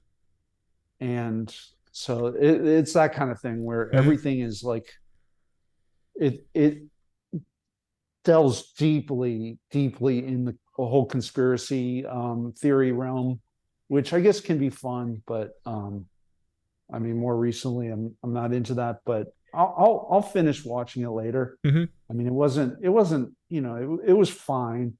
I wouldn't put it. I would put it from what I saw. I'd give it a C, but a lot of people obviously like it more than me. So Yeah. I don't think. I mean, I will have to watch the entire film to really have a proper idea. But I think it's popular enough where I think this could be elevated to a B or even an A. Um, but oh, nice, J-Man. That's great to know. Thank you, J-Man, for offering that. J-Man says National Treasure would be a good watch along. Just tell me when, and I can pull it up on D plus. That's solid. Yeah, that's definitely on D plus. Got to be on D plus. yeah, that's where I was watching on Disney Oh Plus. Yeah. yeah, oh yeah. Um, and Panda says love National Treasure. The second one is fun too. Jameis is solid A. Annie would toss it an S tier. She loves him. Yeah, it does look like a lot of fun. I'm gonna put it at A. And National Treasure 2, I feel like it just picks up the pace of the first one, so I think it's reasonable to put it at A as well. Haven't really heard or read anything to the contrary, so we're gonna do that. Put them both in A. Anna Laura says I'm a Disney fanatic, so both are in my top 5, but I get that they're not top tier at all. You know, interesting note. Con Air and The Rock are technically Disney films too, because they were released for. I mean, one was Hollywood Pictures, one was Touchstone's Pictures, I think. I remember that correctly, or maybe they both were, but they're all part of Disney, so those are Disney films as well. So it's kind of interesting that they all kind of were part of the same parent company. There Um, should be they should appear on Disney Plus soon, I would guess, right? maybe I. The I'm thing just kidding. I don't. about right, yeah, Disney Plus is so strange. It's Disney like Plus would not go that far because it's too right. adult, right? But Yeah, I've been curious for a long time what they're planning to do with that. Is that on exactly. Hulu? Is that on like is there a Disney Plus Plus? Is there like That's a is good point. I didn't think about the whole Hulu connection. is there a Disney exclamation point for um so I think there is a venue for these, but I it would be kind of a cool place because then you can catch up on like all stuff like Splash and Con Air. Wait, Splash is on Disney Plus, but they re-edited it. Oh no kidding. They edited it. Yeah, yeah, they Well, that's not useful. Like yeah, they the scene where Daryl Hannah, you see her behind. I think oh, they Photoshop, I they I'm not I'm not having that. changed that. Yeah, yeah, Yeah, maybe not. Like maybe I'll find another copy of it somewhere else on in that case. yeah. Yeah. But so anyway, back to the tier list. Now I think we can just roll through, as you said. Now we're gonna get into a lot of filler. So let's just find the ones we can remember and start Yeah, ranking them. good idea. Yeah, Because like most of these I haven't seen. yeah. And chat, do the same thing. If you have any particular opinions about particular movies, just throw it in there. Like I think X is A tier, S tier, D tier, F tier, whatever you want to say, and we'll throw them up there. I'll throw in a couple of my own. I don't think I've actually seen any of these, but I remember Kick-Ass being pretty fun. I remember it being at least a B, but I'm not sure. It seems like a pretty cool, more recent movie. Matchstick Men gets a lot of. Many people have talked about Matchstick Men. I don't have a particular opinion about it, so let me know if anyone has a feel for that one too. I Um, feel like someone on chat saw it and voiced approval for that one, said it was a good movie. yeah. So Yeah, that was Brett earlier. Brett was saying Matchstick Men, pretty fun movie, but not S tier, which Yeah, I don't think I would have put it in S tier anyway because I don't think it has the same kind of cachet. So maybe I can put it as an A. So I'll do that. We'll just let the chat decide the rest of it. Um, Panda says you already put next. I did not. So let's go. Wait, where do you put next, Panda? I'd love to give you thoughts on that because that's about a magician, and they're in Las Vegas, and it's kind of wicked in certain levels. But I don't know if it's good. So Panda, we'd love to get your thoughts on next. Brewers are great to see you tonight, by the way. Why do we always solve for X? Panda says no, it's not. Okay. So, oh, he travels through time. Oh, yeah. He travels through time. Right. He does travel through time. Yeah. I do recall he can see the future. Yes. Yeah, I've heard this isn't very good. I love time travel movies, but I've heard this one is not so great. Mm-hmm. But I have not. I cannot wait. And Yeah. So that has the potential for being a good movie, but Panda, did you? Panda says A. Okay, we shall put it in A. oh, okay. I thought he was suggesting he didn't like it. That's cool. Yeah. Um. Yeah. Well done, Panda. She loves it. I love it. I love it too. So let's see what we have next. We are gonna go. Let me see. Um, I heard good things about Ghost Rider. Ghost Rider is a movie he did for. It's based on a Marvel property. It's actually kind of interesting. So, Ghost Rider is an interesting one. I heard it was very well received. It actually did pretty well in the box office too, but it's kind of falls under the radar these days because it was just before they did the MCU, right before the MCU got going. So it has been lost in the annals of time, but I hear it's really good. So I think I can conservatively put it at B, but it might even be A. But if Gone in 60 Seconds is B, I feel like Ghost Rider is probably a B too. So I'll probably throw it there. Let's see. Anything else you can pick out here, Chris? So I have not seen Ghost Rider, but I did see the sequel, Ghost Rider: Spirit of Vengeance. Mm-hmm. It was directed by Neville Dean and Taylor, Mm-hmm. who also did like those Crank movies Mm-hmm. and Gamer. They've done a lot of really bad, almost they're almost like new um sort of grindhouse kind of vibe. And Spirit of Vengeance kind of fits into that. Mm-hmm. Yeah, I'd give it a C. The other movies I want to talk about are one, Drive Angry. It's top row middle. And that one is, I thought that was also Neville Taylor. It's a different director, but the original title was Drive Angry in 3D. And it is about basically, I think it's about a man who breaks out of hell. And he yeah, Okay. he's Okay. stopping like this crazy cult. And the bad guy is portrayed by William Fichtner, who's chasing him, and he's got this souped up, I think it's like a Dodge Charger. Mm-hmm. Amber Heard is the female lead. It's way over the top. Nicolas Cage, his hair is ridiculous, and it's a lot of fun. I Yeah. mean, and he's got a gun. I think it's called the God Killer. The gun And is called the God so, Killer. Okay, yeah, so that's I would epic. check that out. Um, I'd give, I mean, I'd give that a, I'd give that a B plus. Okay. We shall do that for you. B plus. There you go. And it's just my own personal taste, like these really bad action movies. And then another movie that I put in the same category is Season of the Witch, Oh. and that movie's nuts also because it's about two guys who it's basically a buddy movie.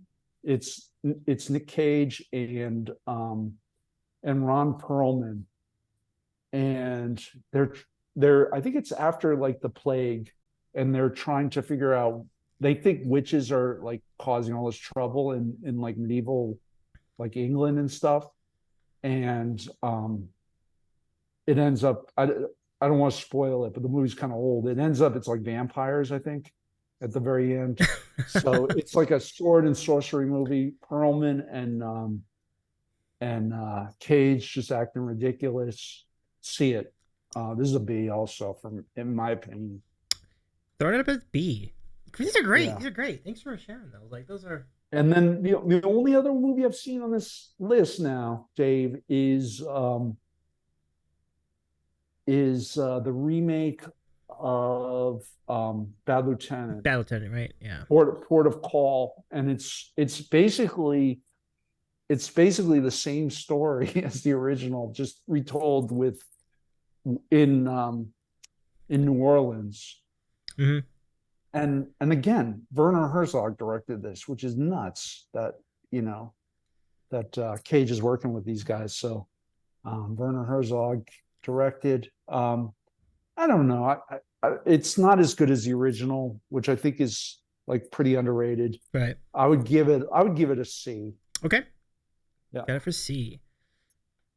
That's all I've got though. I'm looking at this list. I don't think I've seen any of these other movies. Okay. Well, we've covered a lot. We did a good job though, because we've gotten more than 2/3 of the list accounted for, and I also found Time to Kill eventually, and I just put it under we didn't see it because we truly did not see that movie. Um, just to illustrate for everybody, this is Ghost Rider 1. That's a B. This is Ghost Rider 2, Age of Vengeance. This is a C. So just to show you where both of the Ghost Riders went.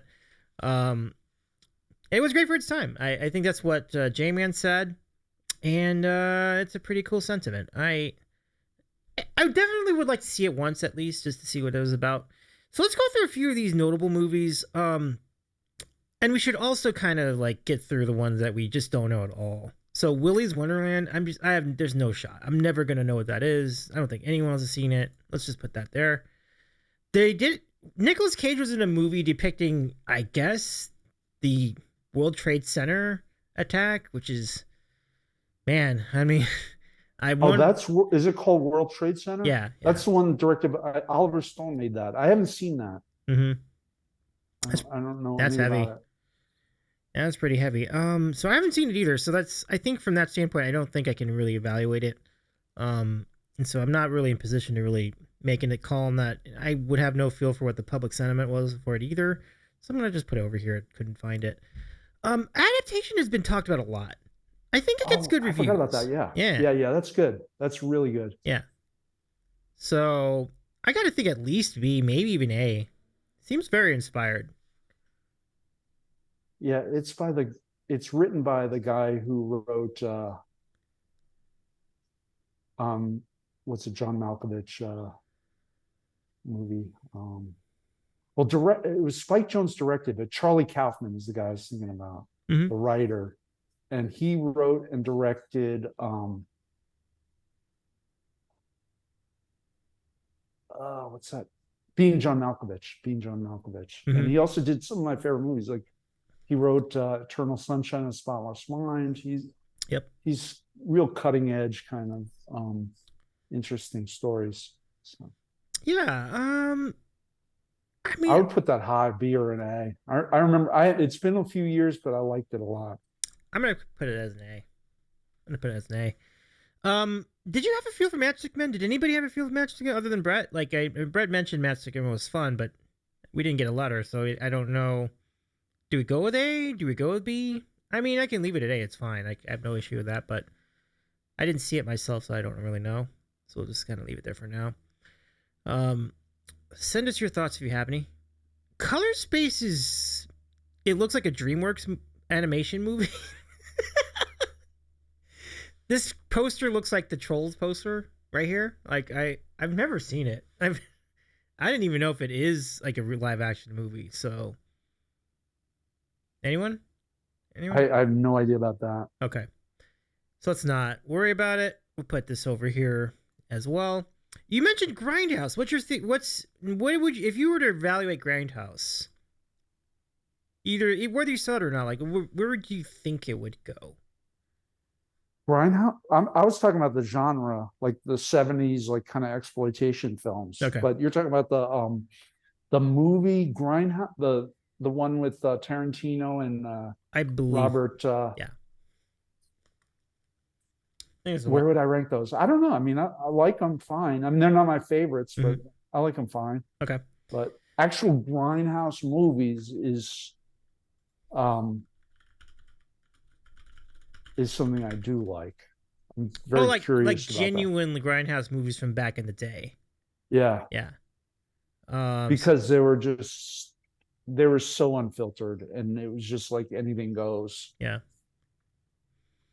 Um, you can say that. Yeah, yeah, no doubt. Okay. So I don't know. I guess I'll just put it as like B or C. Maybe just say C for now. Okay. Let me see if there's anything I can I don't even comment. remember Nick Cage. He was in those. Well, Which one was it he was a in? double. It was like kind of a. It was sort of a anthology of two films, and I believe that one of them was Planet Terror, and And then that one was the of Robert Rodriguez movie, right? He must have been in that one because yeah. the Tarantino one was he in? I don't think he was in that. Was he? Let me look. There's Death Proof. Yeah, Death Proof was the Tarantino one, Yeah. and then Planet Terror was the one by Robert Rodriguez, I think. Right. I'm checking. I think you're right. I think you would have been. I think it would have Planet Terror of the two. Oh, it's an uncredited role. Oh, a small cage role, not really a cage movie. Well, then I don't even think we should put it on the chart at all. Then, if that's true. Yeah. So that's Yeah, probably I don't even why. remember him in that. Yeah, I don't remember I it at don't. all. I Yeah. blocked it out. Okay. Then in that case, we'll carry on. Let's see what else we got here. So, Kick-Ass, I think, was pretty solid. I'm gonna go look and refresh my own memory. What does IMDb say about it? Let's see. 7.6. Yeah, they like the film. So kind of underrated in a way. I'd probably put it as a B.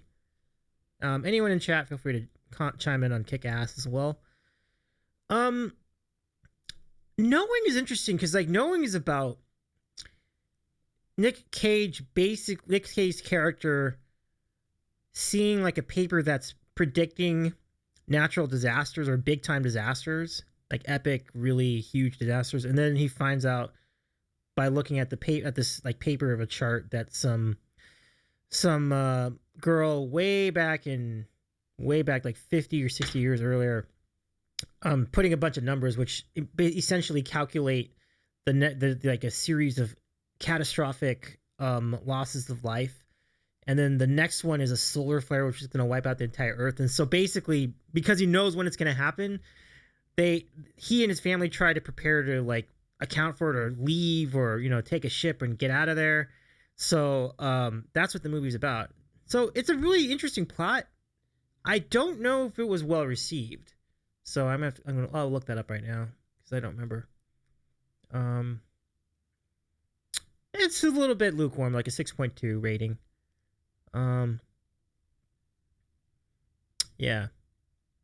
So yeah, does anyone else have a feel for that? You didn't see Knowing? You said that's all you got. So like I would say that's a no. Yeah, I did not see that.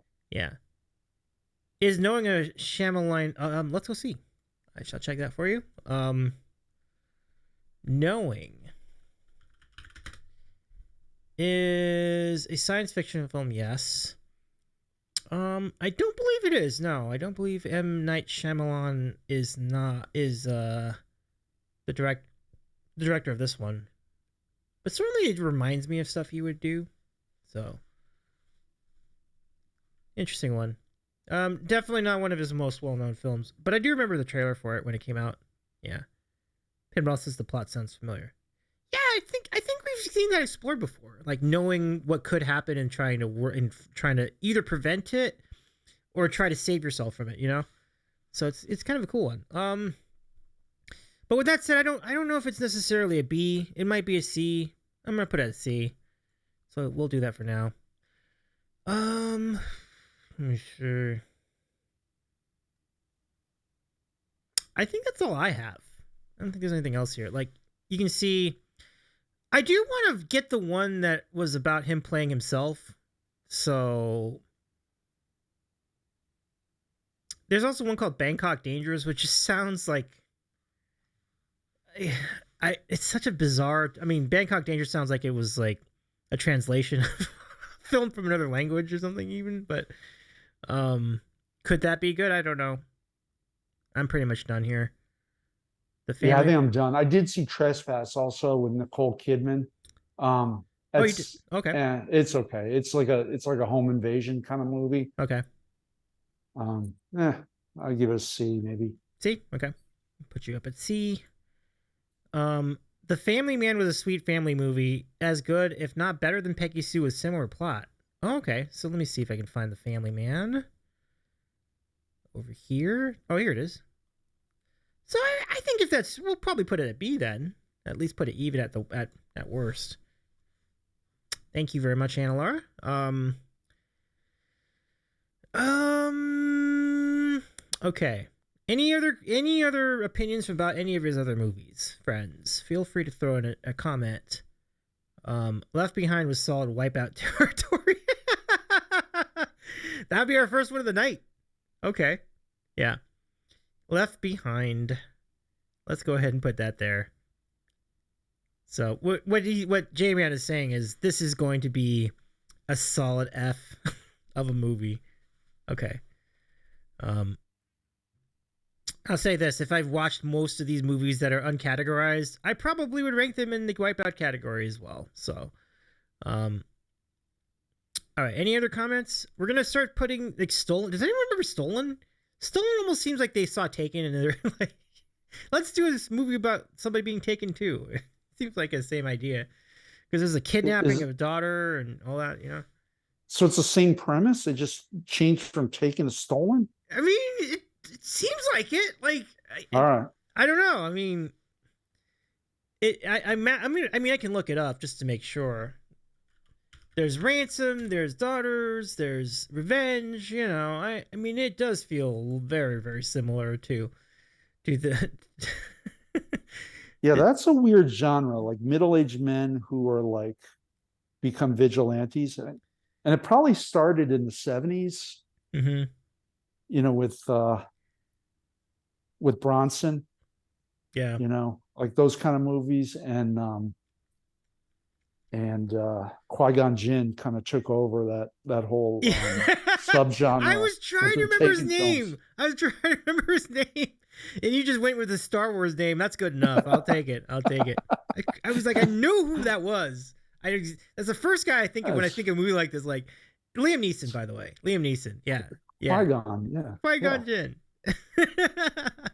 Well, Rotten Tomatoes says this is a solid bomb. It was not even a good of box office success. A solid wipeout for Stolen. And wait, what? This is Wipeout or Stolen? No, Oh, no. Stolen. Stolen is the name of the movie. Wipeout is okay. Okay. Wipeout And is the Stolen great. is the Yeah. and is the premise the same as those other films? I mean, if it's not, it's eerily familiar. Like, Okay. like let me go look up Taken again just to remember for myself. Like, yeah, let me read this to you. In the film, this is Taken.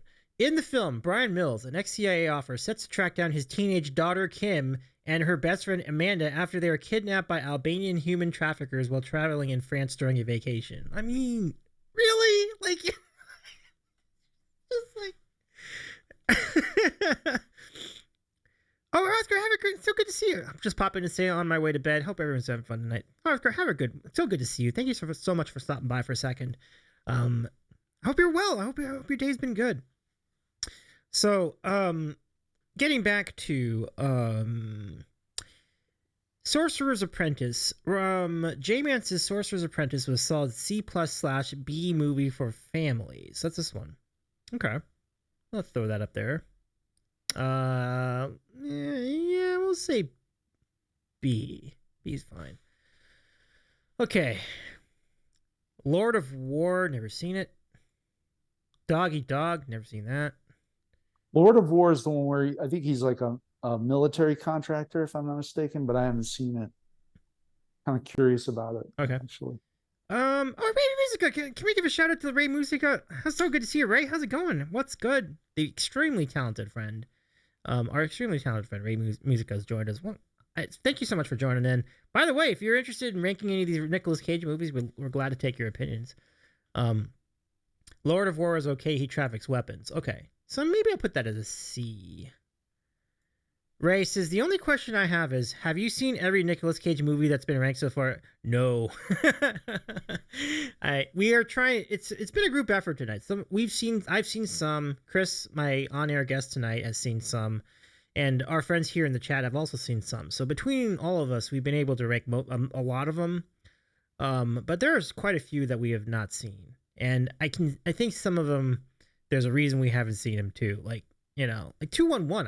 I have not seen 211. So Yeah.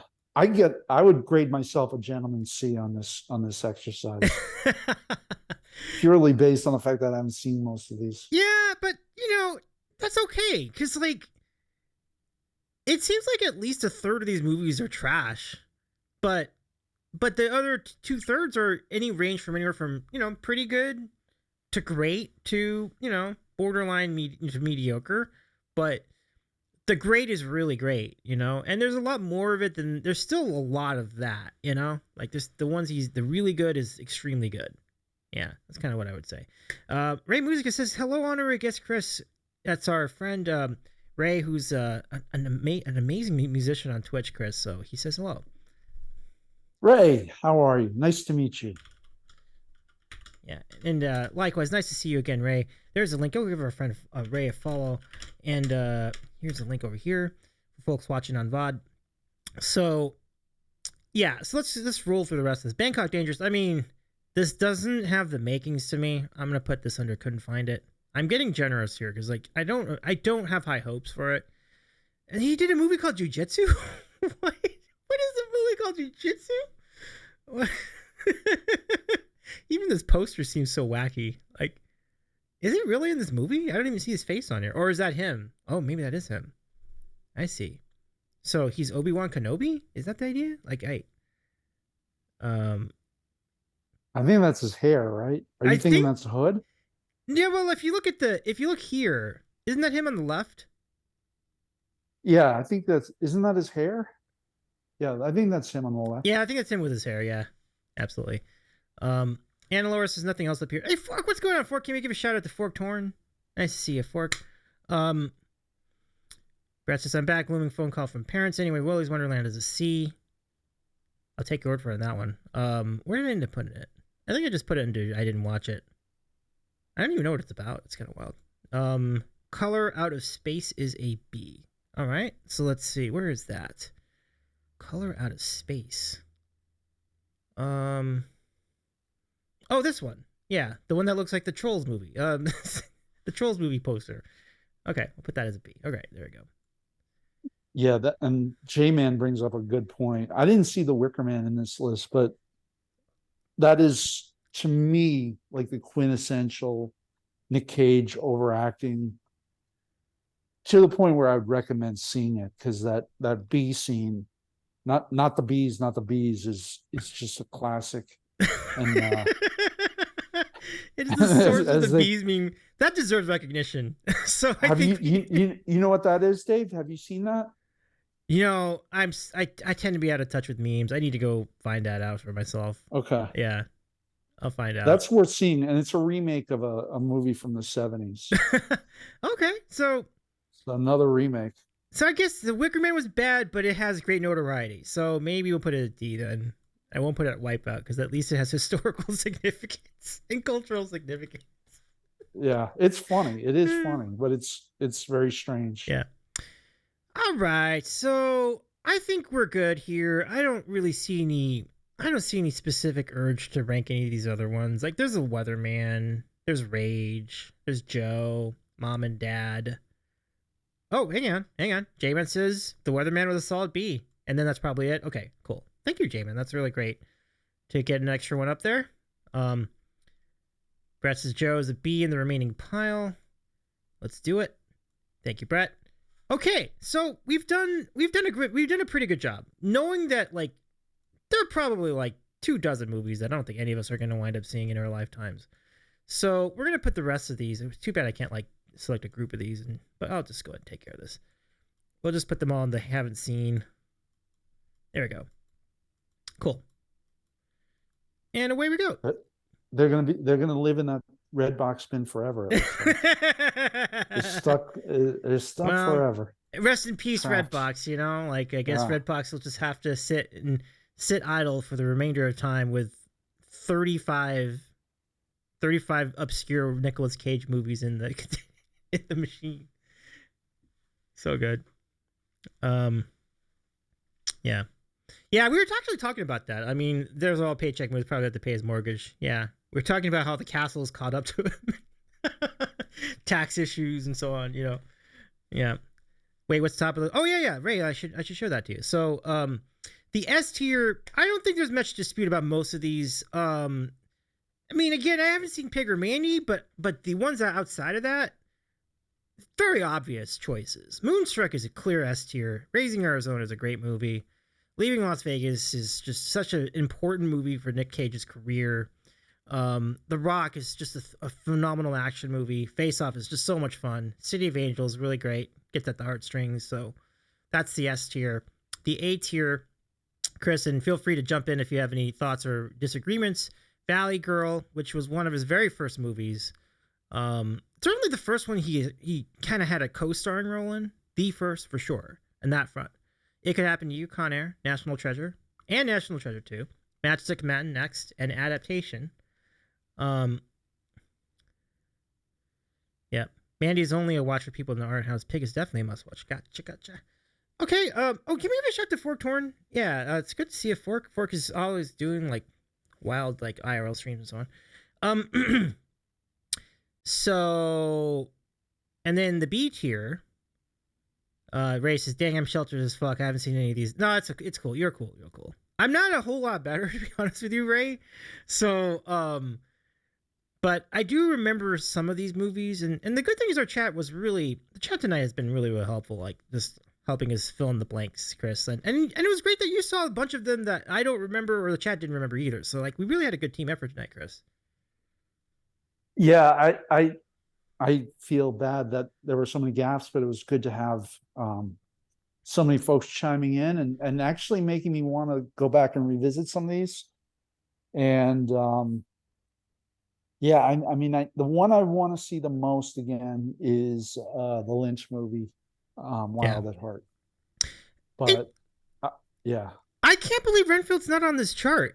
I can understand like the weight of Massive Talent not being on here because it's a fairly new movie, but I thought Renfield would be on here. Renfield was like and a he has a movie out now. yeah. You know about this? It's called Long Legs. I did not know about Long Legs. Interesting. Yeah, it's a horror movie. I think it's out. Yeah, It's in the theaters now. yeah, Just to tie a little bow on this. yeah. So J-Man says Renfield would be a fun B, but too new for these maybe. Unbearable Weight of Massive Talent was so much fun, says J-Man, but would toss an S tier, but it looks like it was too new. What an inventive movie too. Like I said earlier in the stream, like Nicolas Cage basically playing himself, and then it's himself, and then like there's a CGI younger version of himself in this film. So it's like that's kind of a nutso movie. And I can understand Nicolas Cage's reluctance to participate in a movie like that. That's like wouldn't you feel weird playing yourself in a movie? Like literally, like I'm just I'm gonna be me in a movie. What? Well, it's like being John Malkovich, right? Mm-hmm. Yeah. I'm trying to think of other examples. That's a good And then example. there was a documentary about him recently too. I don't know what it was called. Like Mm-hmm. it was like something like All the Talent in the World or something crazy like that. About Nick Cage. Probably came out during the pandemic, if I remember correctly, or maybe just after that. I don't know. Yeah. Last few years. It's pretty recent. Yep. Long supposedly has pretty good reviews, but I have not seen it. Okay. Yeah. Well, that's one more to add to the queue. But the one I definitely want. What were we talking about earlier? Oh yeah, J-Man was saying the National Treasure movies. Like put that on Disney on the Discord. J-Man, I'm all about it. We'll talk for sure. We'll talk. Um, and then anything else? Well, I kind of do want to see Face Off again, just because it was so much fun, and I want to see Moonstruck again because that was a really good movie. And then we'll catch up with some of these other ones. So, folks, thank you so much for helping us rank all these movies. A fantastic job by all. And Chris, you were certainly had a big role in this. Thank you so much for joining tonight. This has been really cool. Like I think we've covered a lot of bases, as you said, we both had concerns about how well we were going to do with this. We did a pretty good job, and I owe everybody here in our chat like so much credit for that. So thank you to all the peeps here for doing the things. Yeah, Anna Laura says so much fun. Thanks. Absolutely, Anna Laura. Nice to hang out with you. Yep. All right. And Well, Jamin, thanks for having me, Dave. absolutely. Appreciate it. Yeah. Next time I make a joke about like, what's your favorite movie starring this person, I'll pick someone who doesn't have quite so vast a resume. And that way we can get through it. And it's not like, I don't know, I never saw that. What about you? And so, but yeah, I agree. We did okay. Yeah. But it would be fun to do it again. I'd love, Yeah. you know me, I love talking movies. One that would be really in the same vein. But the good thing in this case is that I think even then you would have like the majority of the movies you would at least know what they were. Harrison Ford would be in a massive, like that might be a two-parter. Like that's going to be like a two-part stream. Because like, just imagine how many movies you're going to make. And some of them weren't good, right? Some of them weren't good, but a lot of them are great. And then you have like underrated movies like Witness, like just so good. Yeah. Good movie. And yeah, I probably haven't seen a lot of the later Harrison Ford movies, like in the last 15, 20 years, actually. Yeah. But, when his high notes are, I mean, he's as big a movie star as there's ever been, when you think about it. Absolutely. He's going to be in a Captain America movie coming out soon, like the new Captain America. If you remember, like when Captain America transitioned to a new person, so that was so in the post MCU or in the post, let's just call it the post Iron Man phase of MCU. Like this is kind of like a new they basically they made a new guy Captain America, and so like that was covered in the Falcon and Captain America, something like the Falcon and such, but the Winter Soldier and the Falcon, I think, and that series, and so now there's a movie with the new Captain America, and Harrison Ford is in it. Like I think he plays the president or something. Like it's an interesting. He's still got it. He's still going. Like he's got to be like 80 years old now, and he's still playing pretty big roles in the cinema. Yeah, and he had two small roles in Coppola movies. Had a very, very small role in The Conversation, which came out, I think, in 1973, if I'm not mistaken. It came out between the two Godfather movies, and he has a small role at the end. And then he was also in another Coppola movie, Apocalypse Now. Again, brief role in the beginning. Mm-hmm. And so look from there. But actually that would be a lot of fun, Dave. Yeah. we could have a fun time with that for real. Like you have two iconic trilogies that are just a part of that. Like for most people's careers, like that would be their whole career, but for Ford, it's like this is just a fraction of my career. It's how good he is. Wait, what were the three? It was two: Star Wars, Indiana Jones, and what else? No, I meant to say two because I meant to say two trilogies, but I ended up saying three by mistake. But I meant to say two trilogies. So like that's incredible. Like he's played everything from politicians to smugglers to renegades to businessmen, owners, managers. Like it's remarkable, like just what he's been able to like you can cast him in just about anything. It's incredible stuff. Like and it doesn't seem like age really bothers him. Like as he gets older, he just finds new things to adapt into, and that's just such a great actor. Like Forks's Apocalypse Now is such an incredible movie. And Anna Loris is absolutely. Annie says he's in a great series on Apple TV called Shrinking. Oh. He was Jack Ryan? Oh, that's right. He was Jack Ryan. Yeah. In, what is it? Clear and Present Danger, right? Is that the one? I don't remember which one, but yeah, I do remember that. Yeah. And was it before Baldwin or after? I can't remember. they were. It might have been around. It's either just a little before or a little after, because Baldwin was Jack Ryan in The Hunt for Red October, which is one of Oh, so it must have been after then, yeah. right? I think it was after. So Yeah. like, what a good movie that was, by the way. The Hunt for Red October, man, that is some awesome espionage involved and everything. Like that was a really good one. But yeah, the Jack Ryan role is insane. Like it's a fun journey. Um, yeah, he's taking over Powers Booth with Thunderbolt Ross. Wow, look at that. Um, I did. Where's the other comment? I think I saw. Yeah, I need like a 2-week warning on the next one so we can all do our homework. Says Anne and Laura. Yeah. Same here. I gotta remember. Please. I will write that down too because I'm like I need to make because we didn't give anybody warning for this one. We'll definitely do that for the next one because this is really good. Like this is a really good journey. I'm gonna save this now. Thank you again. We'll post the results on Discord right after we're done with the stream over here. Let's see. We're gonna call it Nicolas Cage movies. Amazing stuff, everybody. Thank you so much again. Fork says, I think you did 2 Ryan movies, Patriot Games and Clear and Present Danger. Oh yeah, do you remember Patriot Games? I remember that a little bit. They all kind of blend together for me. I mean, I know I saw both of them, but they're not clear in my mind. If I wanted to talk about them, I have to go back and rewatch probably.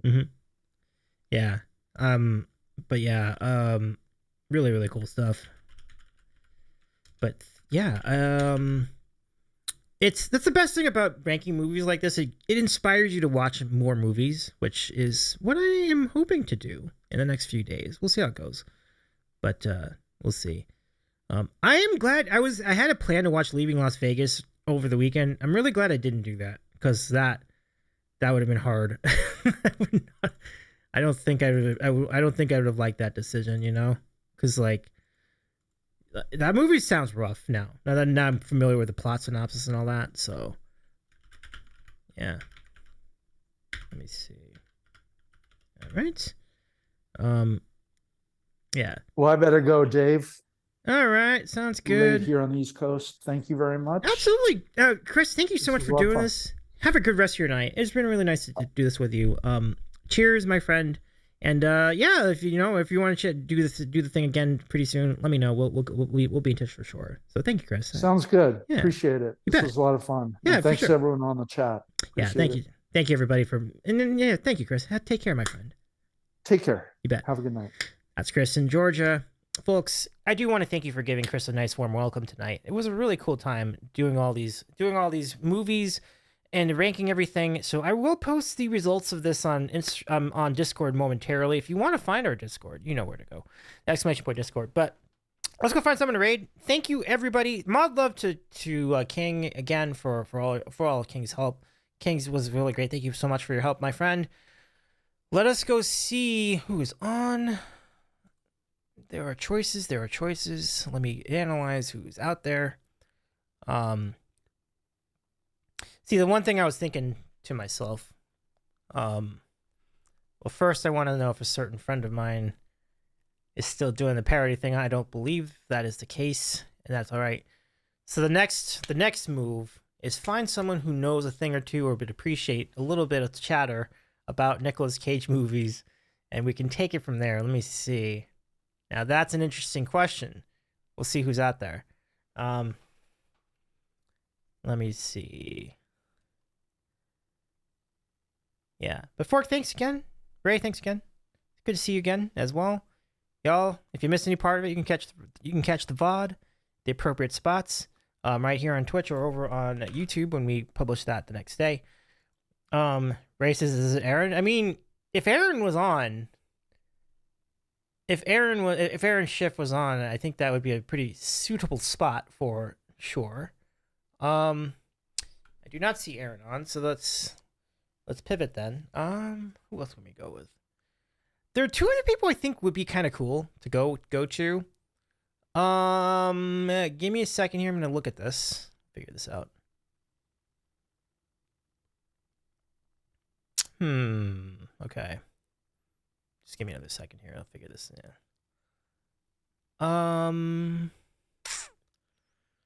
All right. Yeah. Who would know these movies? I think I got this. It's worth a shot anyway. Okay. So, Forks, it's always fun to hang out. Wish I had more free time. Well, thank you, Forks. It's great to hang out with you too, my friend. Thank you. I do appreciate it very much. Let me bring up the music here as we start our raid. I think I got it. So let's go ahead and keep moving along. We're gonna go raid our good friend, someone who has not streamed in a while, and currently, our friend is organizing and trying to write up marching drills, and that would be our friend Rock the Piano, who's known in real life as Adam A. Nelson, a dueling piano player, does a lot of gigs all over the Midwest. He's based in Chicago. So Rock the Piano, please give our friend a follow, because even though Rock the Piano does not have the wherewithal to do piano streams on Twitch, you will still see Adam on every now and again playing games, writing up marching drills, and a lot of fun along the way. So let's go over there and say hello, and we'll start the raid. Copy those raid calls, paste them. We'll chat. We'll ask him what his favorite Nicolas Cage movies are. I'm very curious. I think he'll have, if he's got time, we'll go roll out and do it. Ray, thank you so much for hanging out with us too. Can we give another shout to Ray Musica? It's good to see you, my friend. Hope you have a great rest of your great next stream, whenever it may be. I'll be on the lookout for you too, my friend. Thanks for hanging out. We'll see you soon. Make sure to follow Rock the Piano when we get there, y'all. And have a good rest of your night. I'll see you soon. Thank you so much, everybody. Have a good one. Y'all are great. Take care, everybody. Follow Adam when we get there. Bye, everyone.